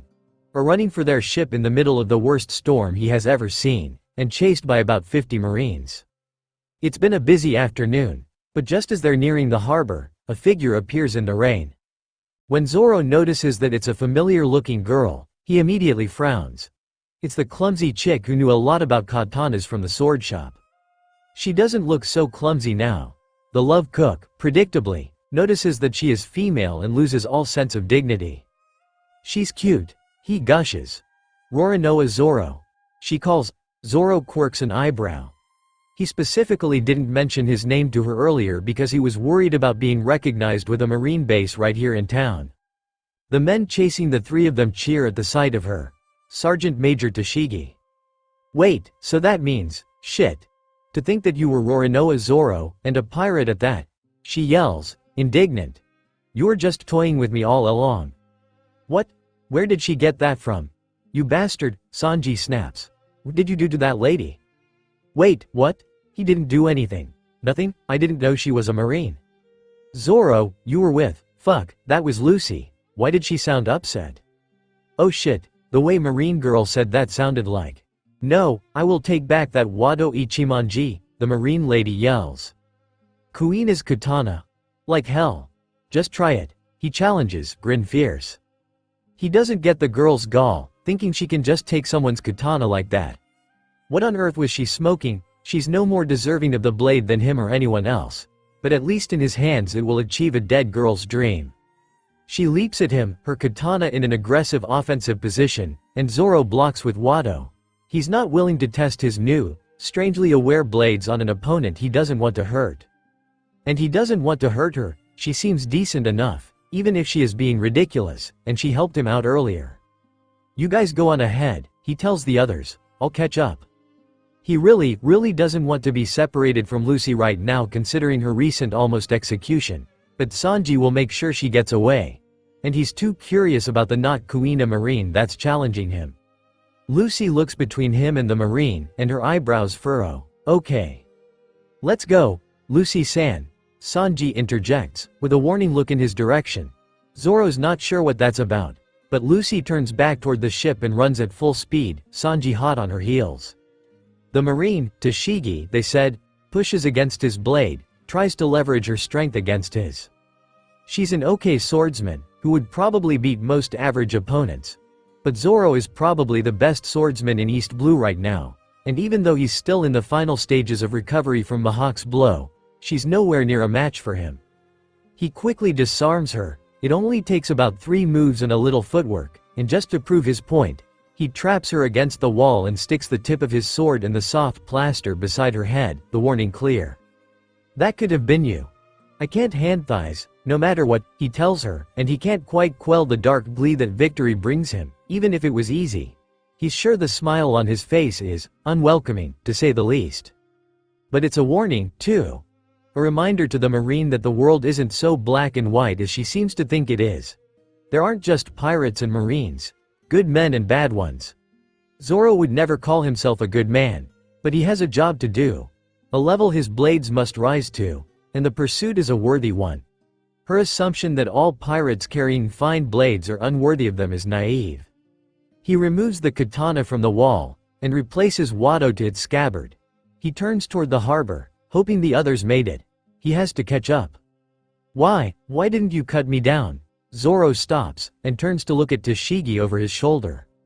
Is it because I'm a woman? The Marine demands. You're so lucky to be born a boy, Zoro. You dare go easy on me in a serious duel just because women aren't as physically powerful as men? How shameful. I didn't pick up a katana for fun, of course. I shouldn't expect someone like you to ever understand what it feels like to wish you were born a man. It's your existence that bothers me, not your gender, Zoro snaps, partly because he's still furious and worried over Lucy's near execution, but also because. How could she have Kuina's words, too? The woman stops, clearly startled. You look exactly like a friend of mine that died a long time ago, and now you're even spouting the same crap she did. So stop copying her, rip off. The Marine's face turns red in anger. Why, I've never heard anything more childish in my life.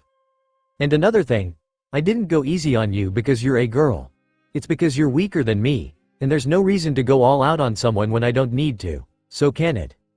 The woman stops, equal parts flustered and offended. Zoro doesn't really care.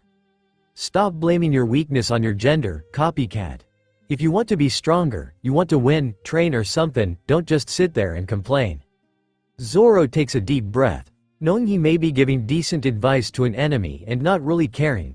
This type of thing pissed him off when he was a kid, too, when it was Kuina frustrated with the world. His stance on the subject hasn't really changed. Copycat just looks at him, wide-eyed. My captain is a woman. And she's the strongest person I know. She's going to be Pirate King. So screw you, and your attitude, and stop blaming the world for your own inability to work for what you want. And that's another thing he appreciates about Lucy. She doesn't care that everyone assumes a man will claim her dream. She refuses to bow to expectation. So what if the world expects men to wield swords and women to clean house? Lucy sees it as a title, not an exclusive club. He thinks Kuina would have liked her. He thinks Kuina would have been inspired by her. What do you know of being a woman? Toshigi growls bitterly. Zoro sighs. Nothing. And I'm not saying it's easy, or that women don't deal with shit men don't have to, but that's how it is. You either deal with it and prove them wrong or you don't. You want me to cut you down? Make me. And with that Zoro turns around again, back in the direction of the ship. The storm is getting horrible, and Zoro just knows Nami will be itching to set sail, the demon bitch. Plus, there's a worried knot of tension in his gut over Lucy. She was nearly executed in front of him today, and he doesn't want to let her out of his sight right now.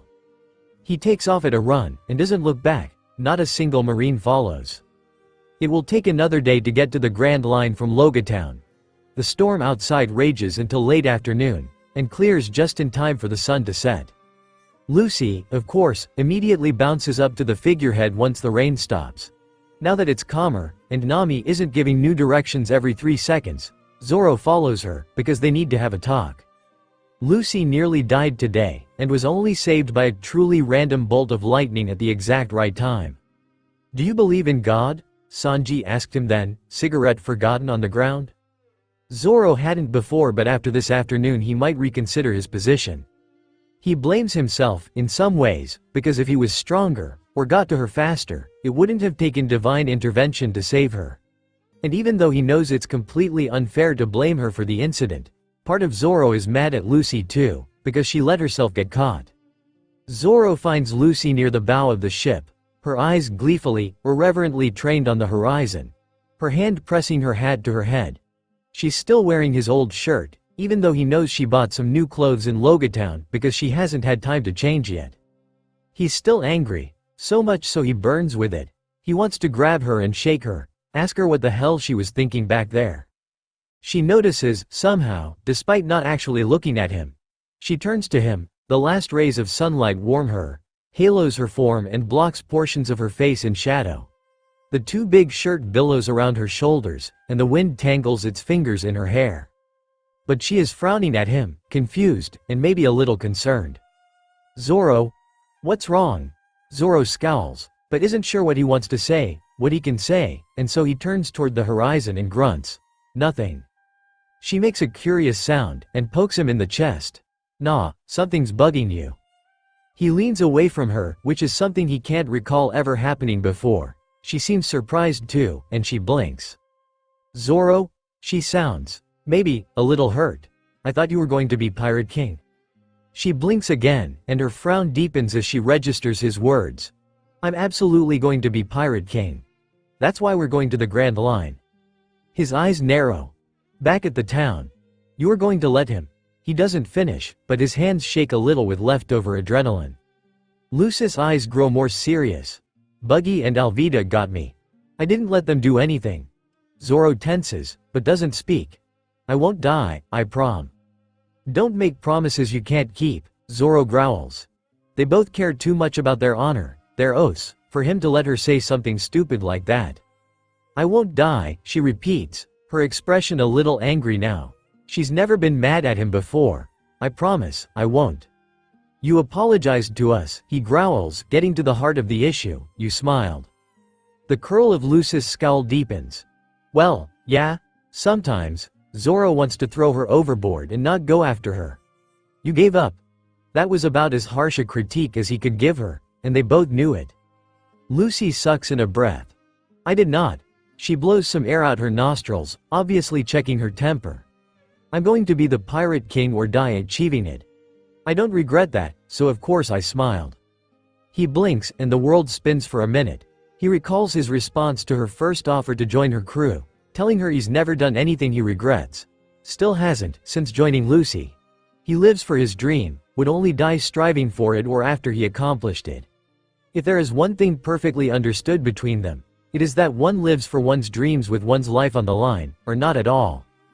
In his worry and fear, he somehow forgot that applies to her as well as himself. He turns back to her, a little ashamed of himself. Just, promise you won't. Give up, I mean. Her jaw is tense with the seriousness of the moment. I won't. I never have.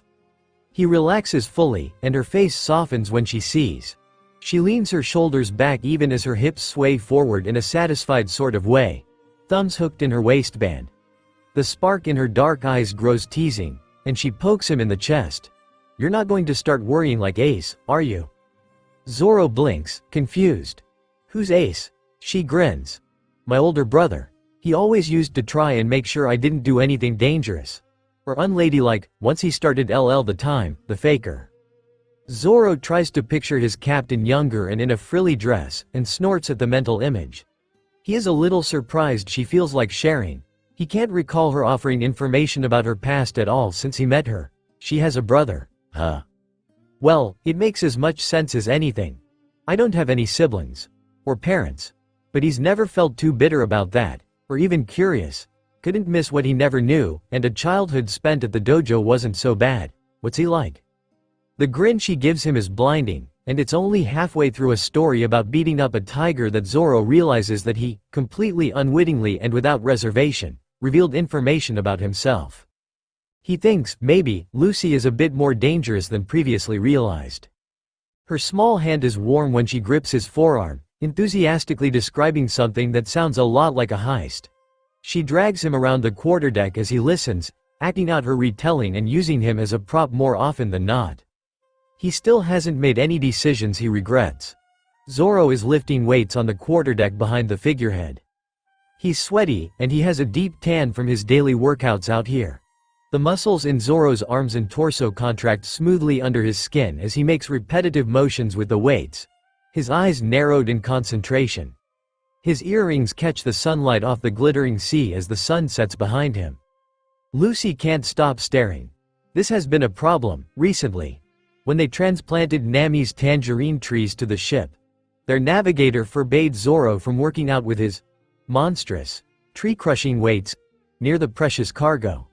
So Zoro moved his workouts to the front of the ship where he's more visible, which is just plain problematic for Lucy because she can't stop staring. With not insignificant effort, Lucy wrenches her eyes away, and forces herself to look somewhere, anywhere else. Oh look, the crow's nest. It looks exactly as it did yesterday. How fascinating. She's not sure when this started. Sometime before the Grand Line, she thinks. Maybe after Logatown. Lucy isn't sure. Zoro is just eye-catching. It makes her feel guilty. She used to only keep an eye on Zoro during workouts when he recently received an injury, so she could react quicker if something happened. Now watching makes her feel kind of funny, and her chest twinges, and she likes seeing how his movements affect different muscle groups. Watching him makes her think of things she's never considered doing before, makes her stomach swoop low in her belly. And really, how does that make her any different than the perverts that watched her in Fuchsia? It makes her angry with herself. She should be a better captain than that, objectifying her first mate that way. The Pirate King should be better than that. So, Lucy resolves to be better. The girl turns to the walkway below the tangerine trees, and grins at the anxious princess they're escorting home.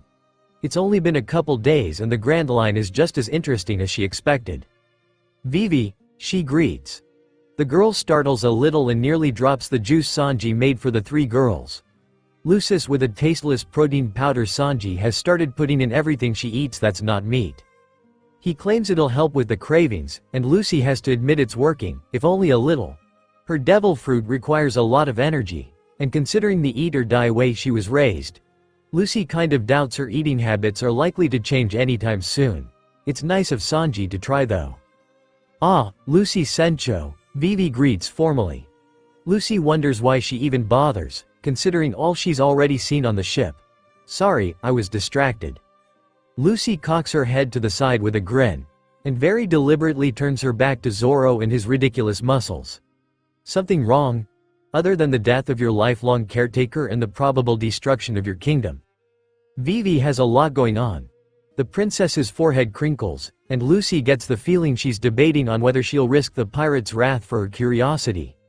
Lucy wonders when she's going to get over that, because she can't possibly hang out with them for long without realizing the Straw Hats make an art out of disrespecting each other, and mostly don't care to injure people who don't deserve it. I was wondering, why do you say you're going to be Pirate King, not Pirate Queen? Lucy blinks because that is not the question Lucy was expecting.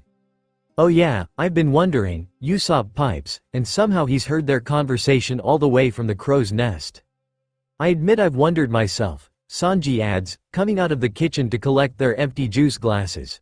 You'd make such a lovely queen, Lucy-san. Lucy notices Nami has checked into the conversation as well, although she doesn't seem inclined to contribute. From the look on her face, she has her own ideas about it, and she's waiting to see if Lucy will corroborate them or not. Lucy supposes it's more surprising that she hasn't been asked this question before than anything. Her crew either has remarkable restraint, or they thought she wouldn't want to answer, or both. It's a title, right? Asks Zoro. He must have just finished his workout, because he's climbing up the stairs to the galley, a towel around his neck and still shirtless. Of course Zoro knew. Of course he just got this too. The person who told me about the Pirate King said so, she agrees, grinning at Zoro and pressing her hat to her hair. His eyes flash in understanding and she knows he made the connection when he smirks. The One Piece doesn't care if I'm a guy or a girl, it's just waiting for me. Nami smirks too, like she does when she's right about something, and Sanji lights a cigarette. Usopp shrugs, muttering about not getting it, and Vivi just stares. Then her eyebrow twitches, like it does when Vivi is being most like herself. Wait, none of you thought to ask before? A chorus of no's float around the ship and Lucy just laughs and laughs at the incredible frustration on Vivi's face. God, it's fucking cold. Back home the climate was pretty temperate. Sure, there was occasionally snow outside the dojo, but it wasn't a thing that happened yearly. For about a month each year the temperature dropped below freezing, but mostly it was just an opportunity for Sensei to drill his students on cold weather mindfulness training and, when Zoro let himself take short breaks, the only time he and the other students got a chance to chuck ice-packed snowballs at each other. It was a good time, or so he remembers. He left his village when he was 15, and started heading south, where the climate is warmer and more tropical. Zoro hasn't seen snow in 4, almost 5, years, and it is easily approaching -15. Maybe -20 counting the wind chill. Thank every deity there is that Nami got a little overexcited in Logatown and bought them all winter gear. Zoro would have frozen his ass off by now if he didn't have the long downy coat she got him. He thinks of Nami's feverish face, the rash on her stomach she'd claimed was a bug bite, and wills an island with a doctor to appear on the horizon. The deck is empty tonight. Usually Vivi wanders around until 1 or 2 in the morning, insomniac that she is. Sometimes Nami joins her. Tonight everyone is down in the makeshift infirmary with their sick nakama. Zoro isn't down there because someone has to keep watch, keep looking for an island that may or may not appear. Zoro volunteered to go first because at least it felt like something useful to do, rather than just sitting around listening to Nami's labored breathing. It is nearly a full moon and the sky is almost sharp in its clarity. The sea is still in black, reflecting the stars above in painful relief. Zoro isn't one for poetry, but he might call it breathtaking or beautiful if he wasn't so resentful and irritated with it all. Nami is sick, deathly ill, and the world still looks like this? Unbelievable. Zoro glares at the one constellation he bothered to memorize, Croman. He learned it from an old sailor he met at a pub one night. The story is something about a prophecy that concerns the apocalypse or something. Zoro didn't care that much at the time.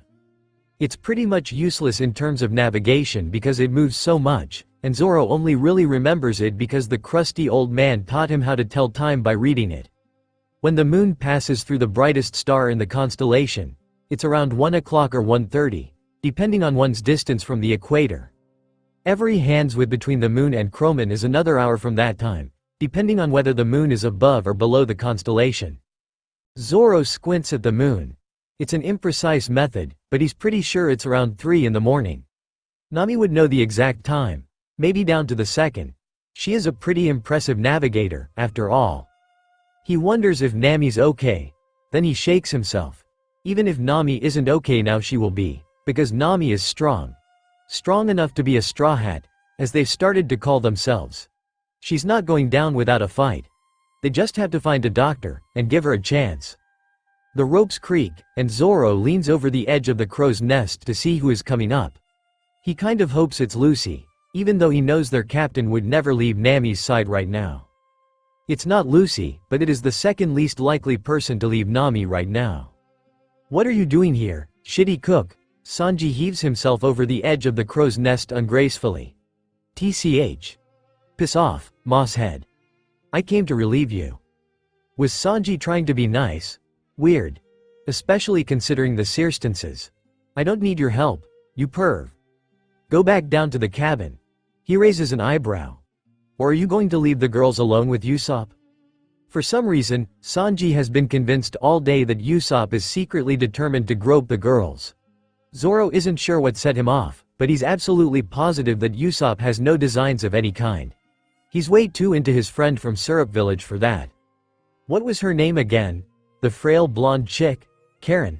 Callie? Doesn't matter. Zoro is pretty sure Usopp is set on marrying her, even if he doesn't know it. Besides, Usopp isn't the type to grope women or even ogle them, unlike some people Zoro could mention. Sanji's ridiculous eyebrow twitches at the remark. He's asleep. So are Nami-san and Vivi-san. Sanji gives Zoro a more serious look. Sencho is anxious. This catches Zoro's attention. When the cook starts referring to Lucy with her title, it means he's serious about something. She's worried, Zoro tries. She needs to sleep, the cook grouses. The disgruntled expression on Sanji's face tells Zoro he has already tried and failed to coerce her into resting. This, more than almost anything else so far, is what worries Zoro. Lucy has the weirdest ability to fall asleep anywhere, in almost any position. She's ridiculous.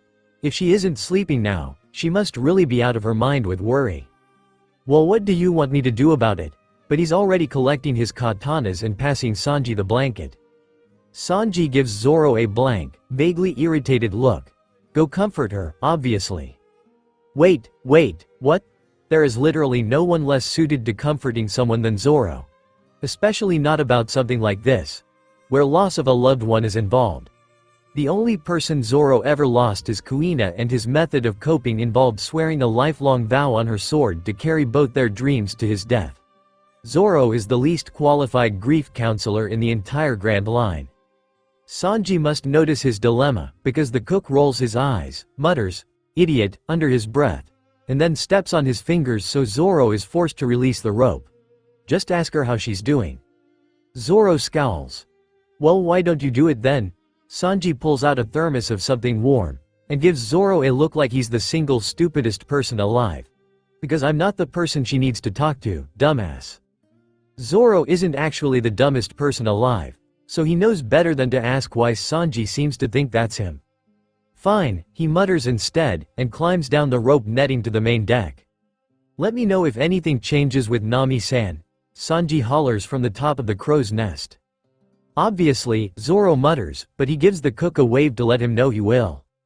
The cabin they set aside for Nami is in the heart of the ship, but the Mary isn't that big. There's a hatch in the middle of the deck that opens up to the hold, and Zoro grimaces as his palm meets the cold metal. He yanks up and descends quickly into the warm before closing the hatch behind him. He doesn't want to let all the heat out. He's no doctor, but he knows cold air is bad for the ill. It's quiet inside except for the gentle creaking of the ship and Nami's harsh breaths. She sounds worse than she did a few hours ago, but Zoro puts it out of his mind. He can't do anything about it, and Nami is strong. She'll be fine. As his eyes adjust to the darkness inside the cabin, Zoro starts to make out the shapes of his nakama. Nami, obviously, is the one on the bed.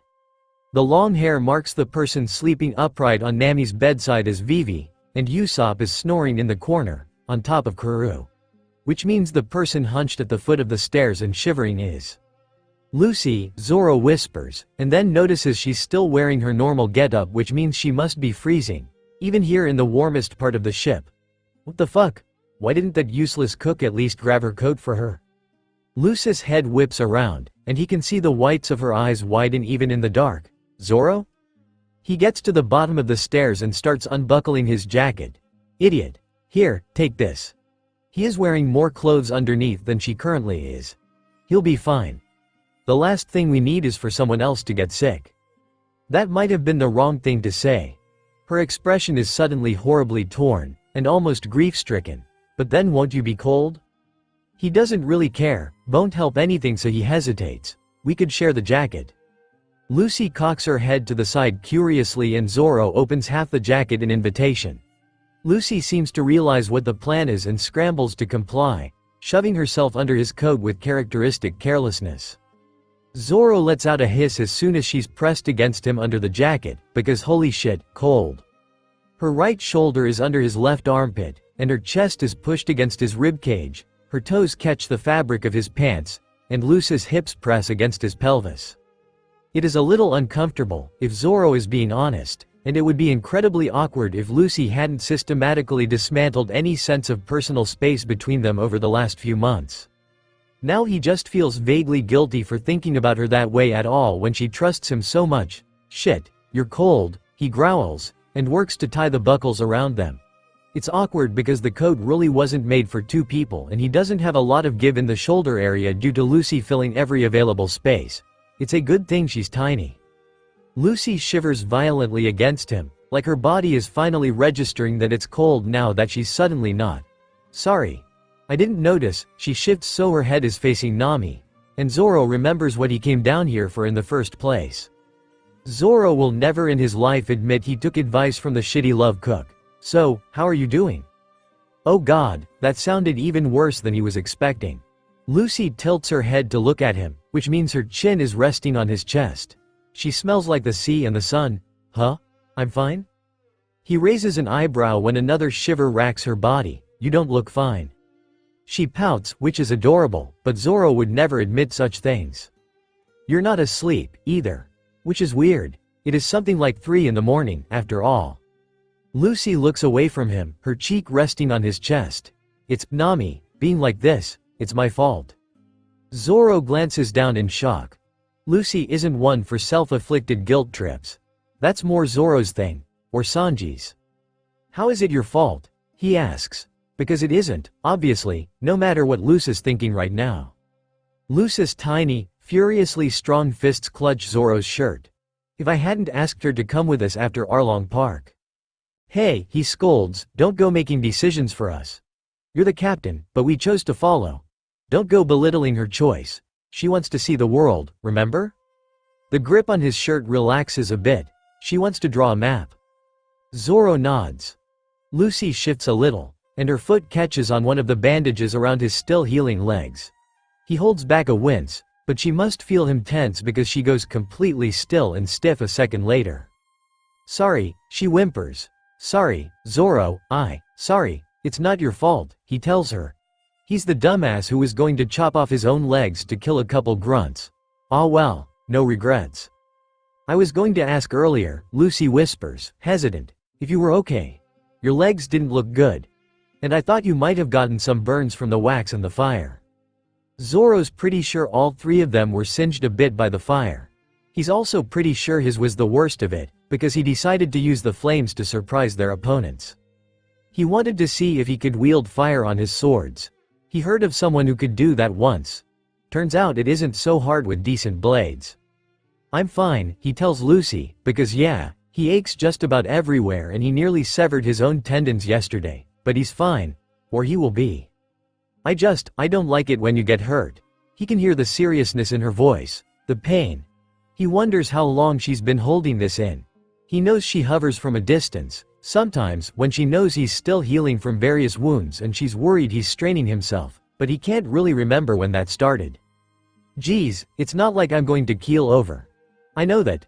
Lucy protests with a surprising level of vehemence. You're strong. You've always been strong. Zoro may or may not be flushing. He's just glad it's dark in here. Then don't worry so much. But it seems like you get hurt a lot, she tells him quietly, and I don't like it. I chose to come too. Zoro frowns down at her to get his point across. And I can handle myself, so stop worrying. It's disrespectful. Lucy freezes, her hand twisting convulsively around his shirt. You're right, I'm sorry. Zoro rubs her shoulder through the jacket to show her she's forgiven. That's why you should sleep. People say stupid things at 3 in the morning. What, here? Zoro is surprised she's even protesting. It's not like she's ever displayed any sense of propriety before. Although maybe it's more that they're at the foot of the stairs than anything. Whatever, it's comfortable enough for Zoro, and Lucy's going to end up passed out on him no matter how they slice it. Here's fine. She bites her lip and shifts again, to get a better look at Nami. I want to stay awake so I can be here if she needs anything. Zoro squints at Nami, who is sound asleep and sounds terrible, but not like she's likely to move anytime soon. If I promise not to get seriously injured on the next island, will you go to sleep? Lucy's head whips around so fast Zoro gets smacked in the face with some of her short hair. Really? Zoro nods, cursing himself. This was going to make his life so much harder, really. Lucy holds his gaze for a second longer, and then returns the nod. Okay. Zoro is starting to feel overheated in the jacket now that Lucy isn't giving him frostbite. Okay, now go to sleep. Lucy slumps down onto his chest immediately, and now Zoro knows he's flushing. It's not like they've never slept next to each other before. It's not even the first time she's slept using him for a pillow, because she's started falling asleep on him for naps on lazy afternoons. It is the first time she's ever been quite so close, though, the first time they've been quite this tangled up in each other, and the first time they've fallen asleep together intentionally. It's nice, or Zoro thinks so anyway. Lucy is asleep and snoring in less than 5 minutes, and Zoro lets himself fully relax. She looks nice when she sleeps. Kind of soft and young, with her short hair sticking up in every possible direction. Hopelessly must. She doesn't look old when she's awake, like at all, but absent the near manic cheer, her face looks smoother. And it's easier to see the undercurrent of seriousness she carries when she's asleep, because her eyes don't tense at the corners, and her nostrils don't flare. Zoro likes that he gets to see her like this. It feels special. Their relationship is special, he knows. There was a reason Sanji sent him down here, after all. Lucy wouldn't tell anyone else that she has doubts, or that she was afraid she'd made the wrong choices for her crew. She wouldn't fall asleep on Sanji like this, or even Usopp or the girls. Just Zoro. And likewise, he's never been quite this close to someone before. Maybe Kuina, but they'd been close in the way childhood rivals are close. This is different. Zoro hasn't thought much about his little revelation at Kokoyashi. He hasn't really considered what it might mean for him, for them. He still doesn't really understand what he feels, if it's simple attraction for a friend or something more substantial. He's content where he is, for now, at any rate. So long as he's the one Lucy relies on for stuff like this, he's content. She snuffles a little into his shoulder. Instinctively, he clumsily wraps an arm around her, pinching them closer together under the jacket. She gives a tiny exhale before passing off into deeper sleep. Zoro thinks, dangerously, that he could get used to watching his captain sleep. Lucy wakes up feeling fuzzy and warm, almost too warm, actually. Wait, scratch that. Lucy's about to melt. Lucy wriggles, only to find her arms are pinned around, some while free, or curled up tight against the warm mass beneath her to escape the cold at her feet. Lucy opens her eyes, and is met with a white shirt and a tan throat. Gold earrings brush the strained collar of a light green coat. Oh, she remembers now, how Zoro came to her last night, how he comforted her and made her go to sleep. How he shared his body heat and coat with her, how he never complained once as she unburdened herself on him. She feels her face heat up when she realizes how closely they're tangled together. Her arms are around his torso, and her legs wrap around his thighs. His left hand is cradling her head. Lucy spent the night drooling on his chest. He looks pretty peaceful, though. He usually still looks a little tense when sleeping, but not today. Lucy traces the slope of his brow with her eyes, studies the shape of his mouth, his nose, and the rough look of his day-old stubble. This isn't actually the first time she's fallen asleep on Zoro, not by a long shot, but it is the first time they did this intentionally. Lucy's not entirely sure what to make of it. She's also not in the right mindset to evaluate it. Not right now, with Nami so ill. Lucy can hear the heavy wheezing from here, and she can tell just by listening that it's gotten worse over the course of the night. She should go check on Nami. Besides, it's really warm in this coat. They're both a bit sticky and Lucy may be getting heat stroke. Lucy can't reach the buckles. They're behind her, and her arms are trapped underneath Zoro's waist. So she rocks a little, trying to wriggle out while trying not to disturb Zoro too much. The buckle near the hips. Well, Zoro's hips. The buckle is actually fastened under Lucy's rear, is tight though, and it's going to take a little effort to get under it. Carefully, she tries to wriggle under the belt. She pushes as firmly as she can without disturbing Zoro, and Zoro grunts in his sleep, and suddenly Lucy's staring at the ceiling with an alarming amount of weight pressing down on her. She gasps, and for a second Lucy sounds like Nami, with her wheezing breaths. Stubble scrapes her neck, and an arm like steel is under her back, and, oh, it's Zoro. Zoro, who hates having his sleep disturbed. Zoro, who has been known to throw sharp things at offensive nearby parties while sleeping. Yeah, Lucy's an idiot for thinking she was getting out of that one. She probably jostled him too much, and Zoro, being Zoro, rolled over to pin her down and make her stop moving so he could sleep peacefully. Honestly, Lucy is just lucky he shoved her up a bit so she can breathe right now instead of wheezing into his shirt. Not that breathing is exactly easy with a Zoro-sized weight on her chest, but, oh well. Awkwardly, Zoro's hips are now between her thighs because Lucy's not wearing socks and it's frickin' cold in the here. So when Zoro rolled them over and hiked her up, she instinctively locked her ankles together to avoid freezing. They're just lucky this coat is roomy on the lower half, frankly, because now the buckle is stretched too far and there's no hope of getting out of here until Zoro wakes up. It's unfortunate because if one of them wasn't asleep right now it would be a pretty romantic position and… Wait, unfortunate? Since when? Lucy hasn't. She doesn't do this. Or she hasn't. She doesn't know how. There were only 1 or 2 guys her age in Fuchsia. And she thought they were jerks. Ace was popular with girls his age, Lucy remembers, but he never dated anyone seriously. It's not like she would ask him about that sort of thing anyway. And this is Zoro who is her first mate, the first member of the crew she picked for herself, the first one to follow her. The one who makes food puns out of his attack names, who she tells about all her weirdest dreams and who just gets her, who understands everything about her and who laughs when she plays people. Zoro, who even asleep is cradling her gently, pressing her firmly up into his form like she's something precious but not something breakable, and it makes her feel safe and warm and… Shit, she likes him, doesn't she? Zoro, being the inconvenient turd he is, still has her head cradled in his palm so she can't even thunk it against the floor for a satisfying sound. What does she do with this? Lucy doesn't know anything about relationships. Like, at all.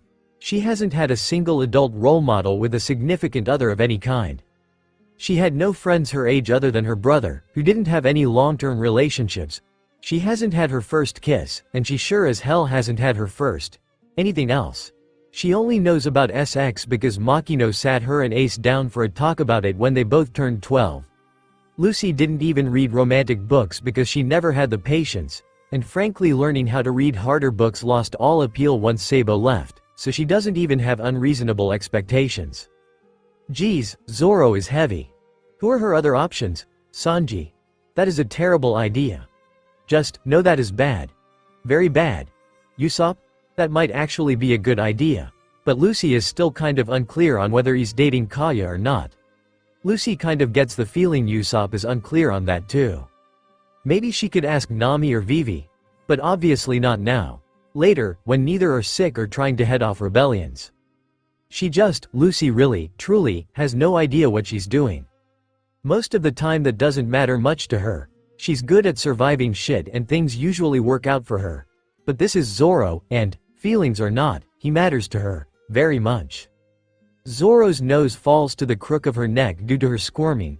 He smells like blood, steel, and sake. She probably shouldn't find that attractive, shit. They are finally exiting the freezing cold of Drum Island, and Zoro couldn't be more grateful for it. He may have cried in relief when Vivi reminded them that Alabasta is a desert. No one could prove it, at any rate.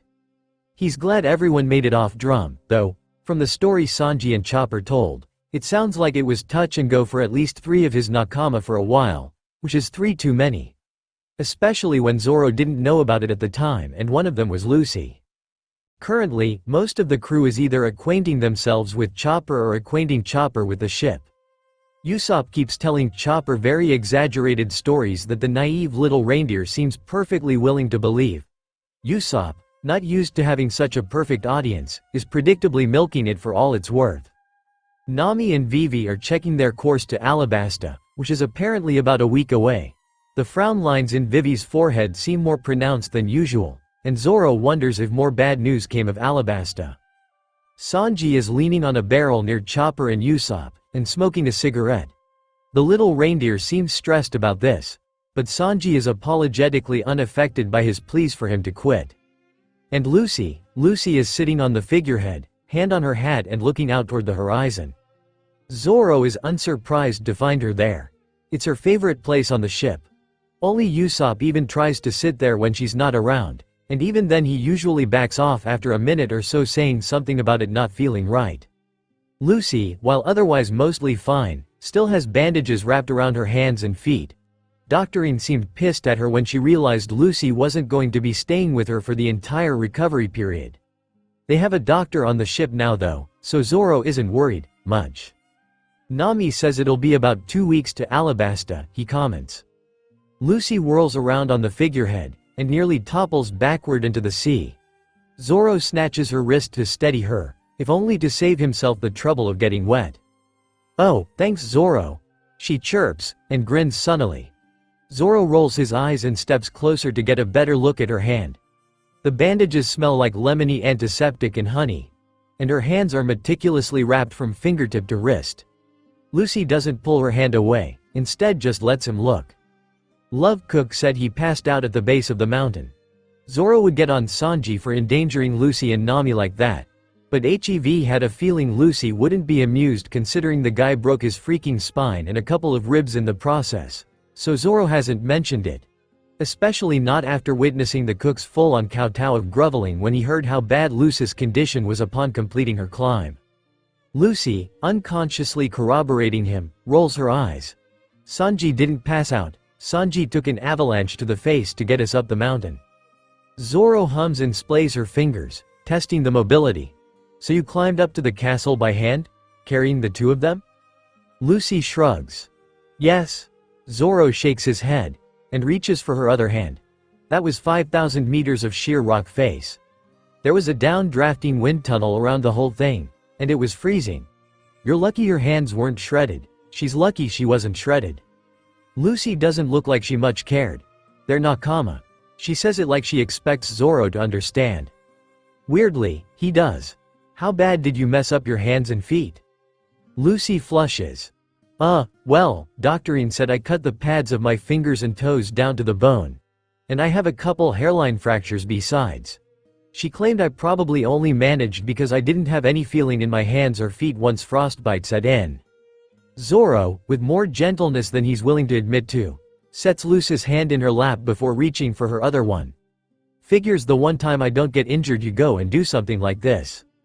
Lucy gasps, jumping a little. You're right, Zoro, you didn't get injured this time. Zoro frowns, a little put out. Yeah, well, I promised. He even volunteered for the relatively safe job this time around to try and keep it. Sure, he still somehow wound up wandering around half naked and wet for a while in the snow, but no harm no foul. Lucy's grin could outshine the sun. Thank you, yeah. Lucy seems downright ecstatic now. I'm really glad we went to Drum Island. Not that I'm glad Nami got sick. She adds quickly, I'm just really glad we went there. We found more nakama, she says fondly, with a glance at the rest of the crew. Zoro gives her a considering look, feeling unreasonably warm at the sight of her.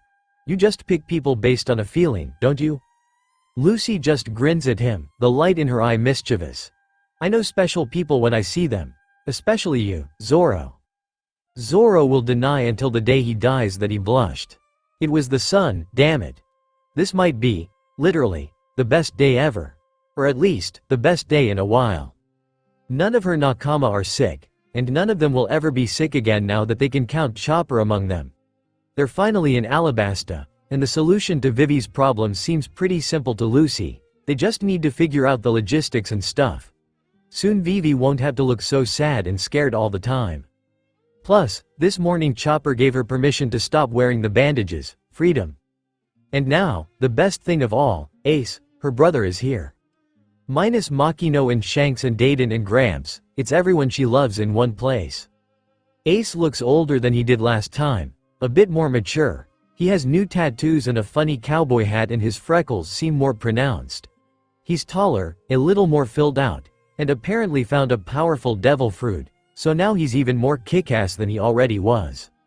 But despite all the changes, Ace's smile is just as wide as ever when he looks at Lucy, his eyes just as warm, and he wrestles with her and greeting just as he usually does, even while cheerfully chiding her for her unladylike behavior. Lucy missed him, and now she gets to introduce him to her nakama. Everyone look. 6 heads spin in her direction. Lucy sees relief in their faces and then tension again when they notice Ace, especially from Zoro. Huh. Weird. Nami is the one who steps forward though. She's wearing the grin she gives to strangers. Lucy? Who is this? Even weirder, it's Zoro who answers that question. Portgas d Ace, second commander of the Whitebeard Pirates. Zoro's hands are closer to his katana than normal. He was looking for Lucy earlier. Their behavior throws Lucy for a loop. Why are they being so defensive? It's not like Ace. Oh, right. They don't know, Ace is my brother. That startles them, and immediately all 6 of their suspicious expressions turn to shock as their gazes latch onto Lucy. Eh? Your brother? Usopp shrieks. Lucy, I didn't know you had a brother? Ace fake pouts. You didn't tell them about me. How disheartening. My crew knows all about you. Nami's eyes flash in a way that's usually reserved for huge sums of money. I don't suppose you have any good blackmail stories, do you? Ace looks incredibly amused. Blackmail doesn't work on Lucy, she's shameless. Nami gives him a shrewd look, and cocks her head to the side. I'll trade you. Lucy isn't sure, but she may have just seen her life flash before her eyes. The accumulated blackmail is too much to consider. Nami doesn't even have to give Ace any real blackmail. She just has to describe half their adventure and Lucy's antics, and he'll probably throw her in a cage for a week just to keep her from injuring herself. No, stop. Ace's grin turns wicked. Sounds fair. Lucy pouts, so mean. Ace laughs, and settles one of his massive hands on her head. Sorry, Lu-chan. It's my job to embarrass you. Then he turns to the crew, and smiles politely. I didn't catch your names though. Suddenly Lucy forgets the blackmail situation. This is her nakama, and she really wants to show them off. This is Nami, our navigator. She's amazing. She's super smart, and she can even draw super accurate maps without taking any measurements or anything. Nami blinks, like she wasn't expecting the praise, which is stupid, but whatever.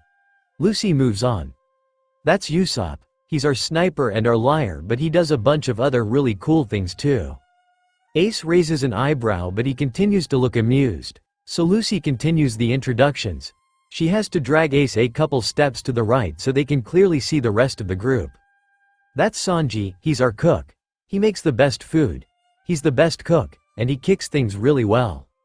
Sanji gives her his cigarette smile, the one where his eyes go bright that looks kind of proud and fierce. Thank you, Lucy-san. That's Chopper, our doctor. He's a reindeer. He's amazing. Sanji broke his spine 2 weeks ago and he's all better now thanks to Chopper. Chopper squirms. That doesn't make me happy, asshole. Ace cocks his head to the side like he has many questions about Chopper. Lucy decides not to answer them. That's Vivi, she's Alabasta's princess. I'm going to kick Crocodile's ass for her. And then maybe Vivi will come with them on their next adventure. But Lucy isn't sure about that, so she's not going to think about it. And this is Zoro. He's my first mate, and he's going to be the world's greatest swordsman. Suddenly there's a weird knot of tension in her stomach. She wants Ace to like Zoro. She wants Zoro to like Ace. It feels more important that these two get along than it does for any other member of her crew. Ace stares at Zoro for a second and raises an eyebrow. For a moment Lucy thinks she's going to have to kick his ass, but then she realizes it's not skepticism that's got him thinking, but curiosity. Not pirate hunter Zoro, right? Ace asks. Zoro seems a little wary of the extra attention. I never called myself that, but yes. Ace grins and tips his hat. Explains how you knew me then. Ace looks down at Lucy, a smile tilting his lips. It sounds like a great crew, Lucy. Lucy wonders if smiling too wide can actually hurt someone. They're the best crew. All 6 of her nakama shuffle with an embarrassed flush on their faces, but Lucy just soaks in the approval in Ace's eyes. Night falls on Alabasta's desert, and if Zoro was one to wax poetic, he would have called it beautiful, watching the red sun descend on the sand. As it is, Zoro is hot, sweaty, and tired, and he's inclined to be pessimistic. It looks ominous to him, especially considering the circumstances Alabasta is currently suffering. Zoro is by no means the most exhausted person in their party. How much longer do we walk, Vivi? Usopp moans. He's barely dragging his feet even with the walking cane he picked up. I'm tired, Lucy corroborates, equally dramatic. Zoro is irritable enough to not care. And hungry. Her stomach moans loudly on cue, and she turns hopeful eyes to the love cook. The love cook, for his part, looks completely torn. Ah, Lucy-chan, I'm sorry, but we have to be careful with the rations. Ma, she'll be fine. Ace dismisses with a smile and a casual wave of his palm. He's the only person here who doesn't look completely exhausted. She doesn't need as much as she thinks she does. Lucy pouts. But Ace, she whines. Ace makes a mocking face at her. Ace is the other reason Zoro's so tired. The swordsman hasn't been able to let his guard down since he showed up. It's not that he's worried about Ace hurting anyone. Lucy least of all. It's more that he can't quite shake the feeling that Ace is evaluating them. It's putting Zoro on edge. Lucy is positively gleeful that he's here, though. Zoro can't blame her. It's apparently been about 3.5 years since she last saw her brother. Zoro's never had siblings, but he thinks he would be similarly excited if his long-lost brother showed up out of the blue. Ha! Out of the blue. Okay, it is possible the desert is getting to him. We'll have just enough light to make it to that outcrop, I think, Vivi called. If there is one person here more stressed than Zoro, it's Vivi. He really hopes this doesn't end with Alabasta in ruins. He's not sure Vivi would survive it. Zoro squints to see the outcrop Vivi's selected as their campground. It's just a flat rocky surface with about 5 large stones around a fire pit, but it's raised so it's not so susceptible to the terrain's shifting patterns, and there's a ditch of some kind dug around it in concentric circles that look like they're meant to redirect sand. It's Nami who asks about it. Was this made for travelers? Vivi nods, a little pride gleaming through her stress. Yes. There are accepted routes that any traveler through Alabasta can take, and always end up at a safe spot to stay the night. Our ancestors started them, and we've continued the practice. Usually there's a divining rod somewhere around these sites, or a well. Fond. Alabasta's people really try to help each other, don't they? Vivi's pride grows. My people love their country, and the country is its people. Her expression falls, suddenly. Or at least, that was true until recently. They used to believe that the true enemy was the desert, that fighting amongst ourselves is how we truly lost. Now, Vivi doesn't say anymore, but the whole group knows what kind of state Alabasta is in. Vivi is very, very close to being a deposed princess, rather than an undercover one. Sanji and Nami share a look, agreeing without words on a plan of action. Zoro knows that if push comes to shove, and this war can't be stopped, they'll make sure Vivi makes it away from here safely. Whether she wants to or not. I'm sure the people here haven't forgotten, Nami says kindly. Nami is always kind to Vivi. Vivi smiles, but there's not much life in it. It should take about 20 minutes to get to the campsite. As it turns out, Vivi is underestimating them, and it only takes 10. As usual, jobs are divvied out among the crew. Ace is banned from helping, despite offering repeatedly. Nami called him a guest, and set the rest of them to work. After dinner, which is rationed carefully by Sanji so that no one goes hungry, with the possible exception of Lucy, But she could probably eat a whale whole and still claim she had room to spare for another one. The 7 of them circle round the campfire. Zoro protests the fire at first, because if this is a well-known route it would be easy for someone looking for them to find them, but he is eventually overruled by the sudden drop in temperature. By sheer coincidence, Zoro ends up settling down for the night next to Ace. It's not uncomfortable, per se, but it is a bit awkward. That kind of throws him for a loop, honestly, because Zoro doesn't talk much.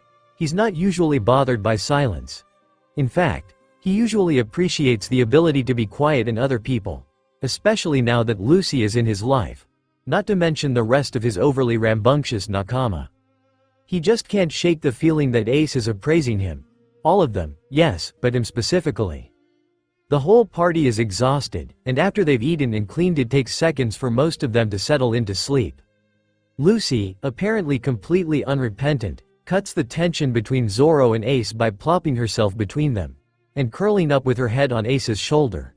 There wasn't much space between Zoro and Ace to begin with, so despite Lucy's tiny size she's pressed against Zoro's arm now too.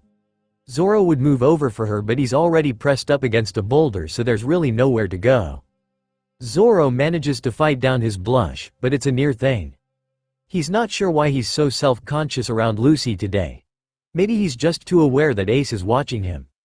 And the Fire Fist is watching him. Zoro is too experienced to doubt his instincts. He's pretty sure Lucy picked up on it, too. She keeps giving the 2 of them funny looks when she doesn't think they're looking. Zoro wouldn't be surprised at all if Lucy chose this particular sleeping arrangement just so she could ease tension between the 2 of them. "So how's life on Whitebeard's ship?" Lucy asks tiredly, already half asleep. Ace looks down at her with an incredibly fond expression. It almost feels like Zoro is intruding, and if it wouldn't be more awkward to do so at this point, he would go find somewhere else to sleep. He doesn't hate Ace. He's just aware of him. Zoro is happy that Lucy is happy, at any rate. "It's great," he whispers. And in a low voice he begins telling Lucy about his crew, about being the second commander of Whitebeard's fleet, and about how he found his devil's fruit. Awkwardly, Zoro is forced to listen too. He has first watch, and they're seated too closely to tune the other boy out. Lucy, as far as Zoro can tell, is dead to the world within 10 minutes. She held on for a long time, by her standards. She probably wanted to do more catching up with her brother. Ace doesn't stop speaking for another 20. When Ace is finally quiet, Zoro doesn't make any move to speak. The rest of the crew passed out almost 20 minutes ago, and so it's just him and Ace that are still awake. Even the chauvinistic camel is asleep. Zoro still isn't exactly sure how that whole thing functions. It's weird that a camel would be attracted to human women, right? Like, that's not how evolution works. He clearly needs to sleep if he's thinking about this. Ace, as it turns out, has other plans. "You know," he whispers, voice low and carting his fingers through Lucy's messy hair. "I was afraid for a minute there when the ship wasn't at the dock." Zoro glances at him. Apparently, Ace is finally ready to confront him about whatever it is he's been trying to figure out. Why's that? Ace looks into the fire, a wry smile on his lips. "Lucy makes friends easily, but I always worry she's going to place her faith in people who don't deserve it. I thought I was going to have to explain to Lucy that some people just aren't trustworthy." Zoro feels a flash of hurt, despite himself. He knows Lucy can be too trusting. He's complained about it enough, both internally and externally. And the situation probably looked pretty bad to Ace. They were being chased by Marines, and all of a sudden the ship is gone. Minus one captain who happens to be the only member of the crew with a bounty. From the outside, Zoro guesses it probably looked pretty bad. Didn't mean it wasn't bullshit though, and his answer comes out a little more aggressive than he means it. "Some people, not us." Ace's smile grows warm and he turns it back on Lucy's sleeping frame. "Yes, I've come to realize. Sorry for suspecting you." Ace seems incredibly fond, and Zoro has to look away again at the emotion. "She has a way of getting under your skin, doesn't she?" Zoro isn't about to answer that. He can barely admit he's more than just attracted to her to himself, let alone Lucy's brother. Ace clearly isn't satisfied with that though, and his next question throws Zoro off guard. "What would you give up for her, I wonder?" Zoro nearly chokes, because he isn't ready to answer a question like that. But Ace is waiting for an answer and it feels like something he has to acknowledge regardless of how unprepared he is. More than I would for anyone else. More than I should. It's true enough, it's just not the whole truth. Zoro's not ready for the whole truth. Ace seems satisfied though, and suddenly Zoro feels like he passed some sort of test. That's good. I'm glad she has a crew like you. He brushes Lucis Bang's back. Having a sister a little on the slow side makes an older brother worry. Zoro cocks an eyebrow. Surely Ace knows, she's not as slow as she seems. Ace freezes and it's the first time Zoro has seen him genuinely surprised. Then he grins, and he looks so similar to Lucy that Zoro would never have believed the Fire Fist shared no blood with his captain. I know. I'm surprised you figured it out so fast though. Zoro, graciously, does not tell him he figured this out within a week of meeting her. She just likes to screw with people. There's something pinched in Ace's face that tells Zoro he's trying desperately not to laugh. Maybe I should say having a little sister that aggravating makes an older brother worry. It's Zoro's turn to stifle a laugh, lest he jostle Lucy and wake up the rest of the group. He does crack a grin though. Funny. I know what you mean. Lucy is hot, hungry, and frankly she thought deserts would be more interesting than this. I'm going to go look over here. She hollers over her shoulder at her nakama. Lucy jogs over to the nearest sand dune and starts tripping the instant she steps off of the relatively packed sand. Wah! Lucy, wait. Where are you going? Nami yells. Lucy looks over her shoulder and grins reassuringly. I'm bored. I bet there's something cool over here. Something. Lucy, we're in a desert.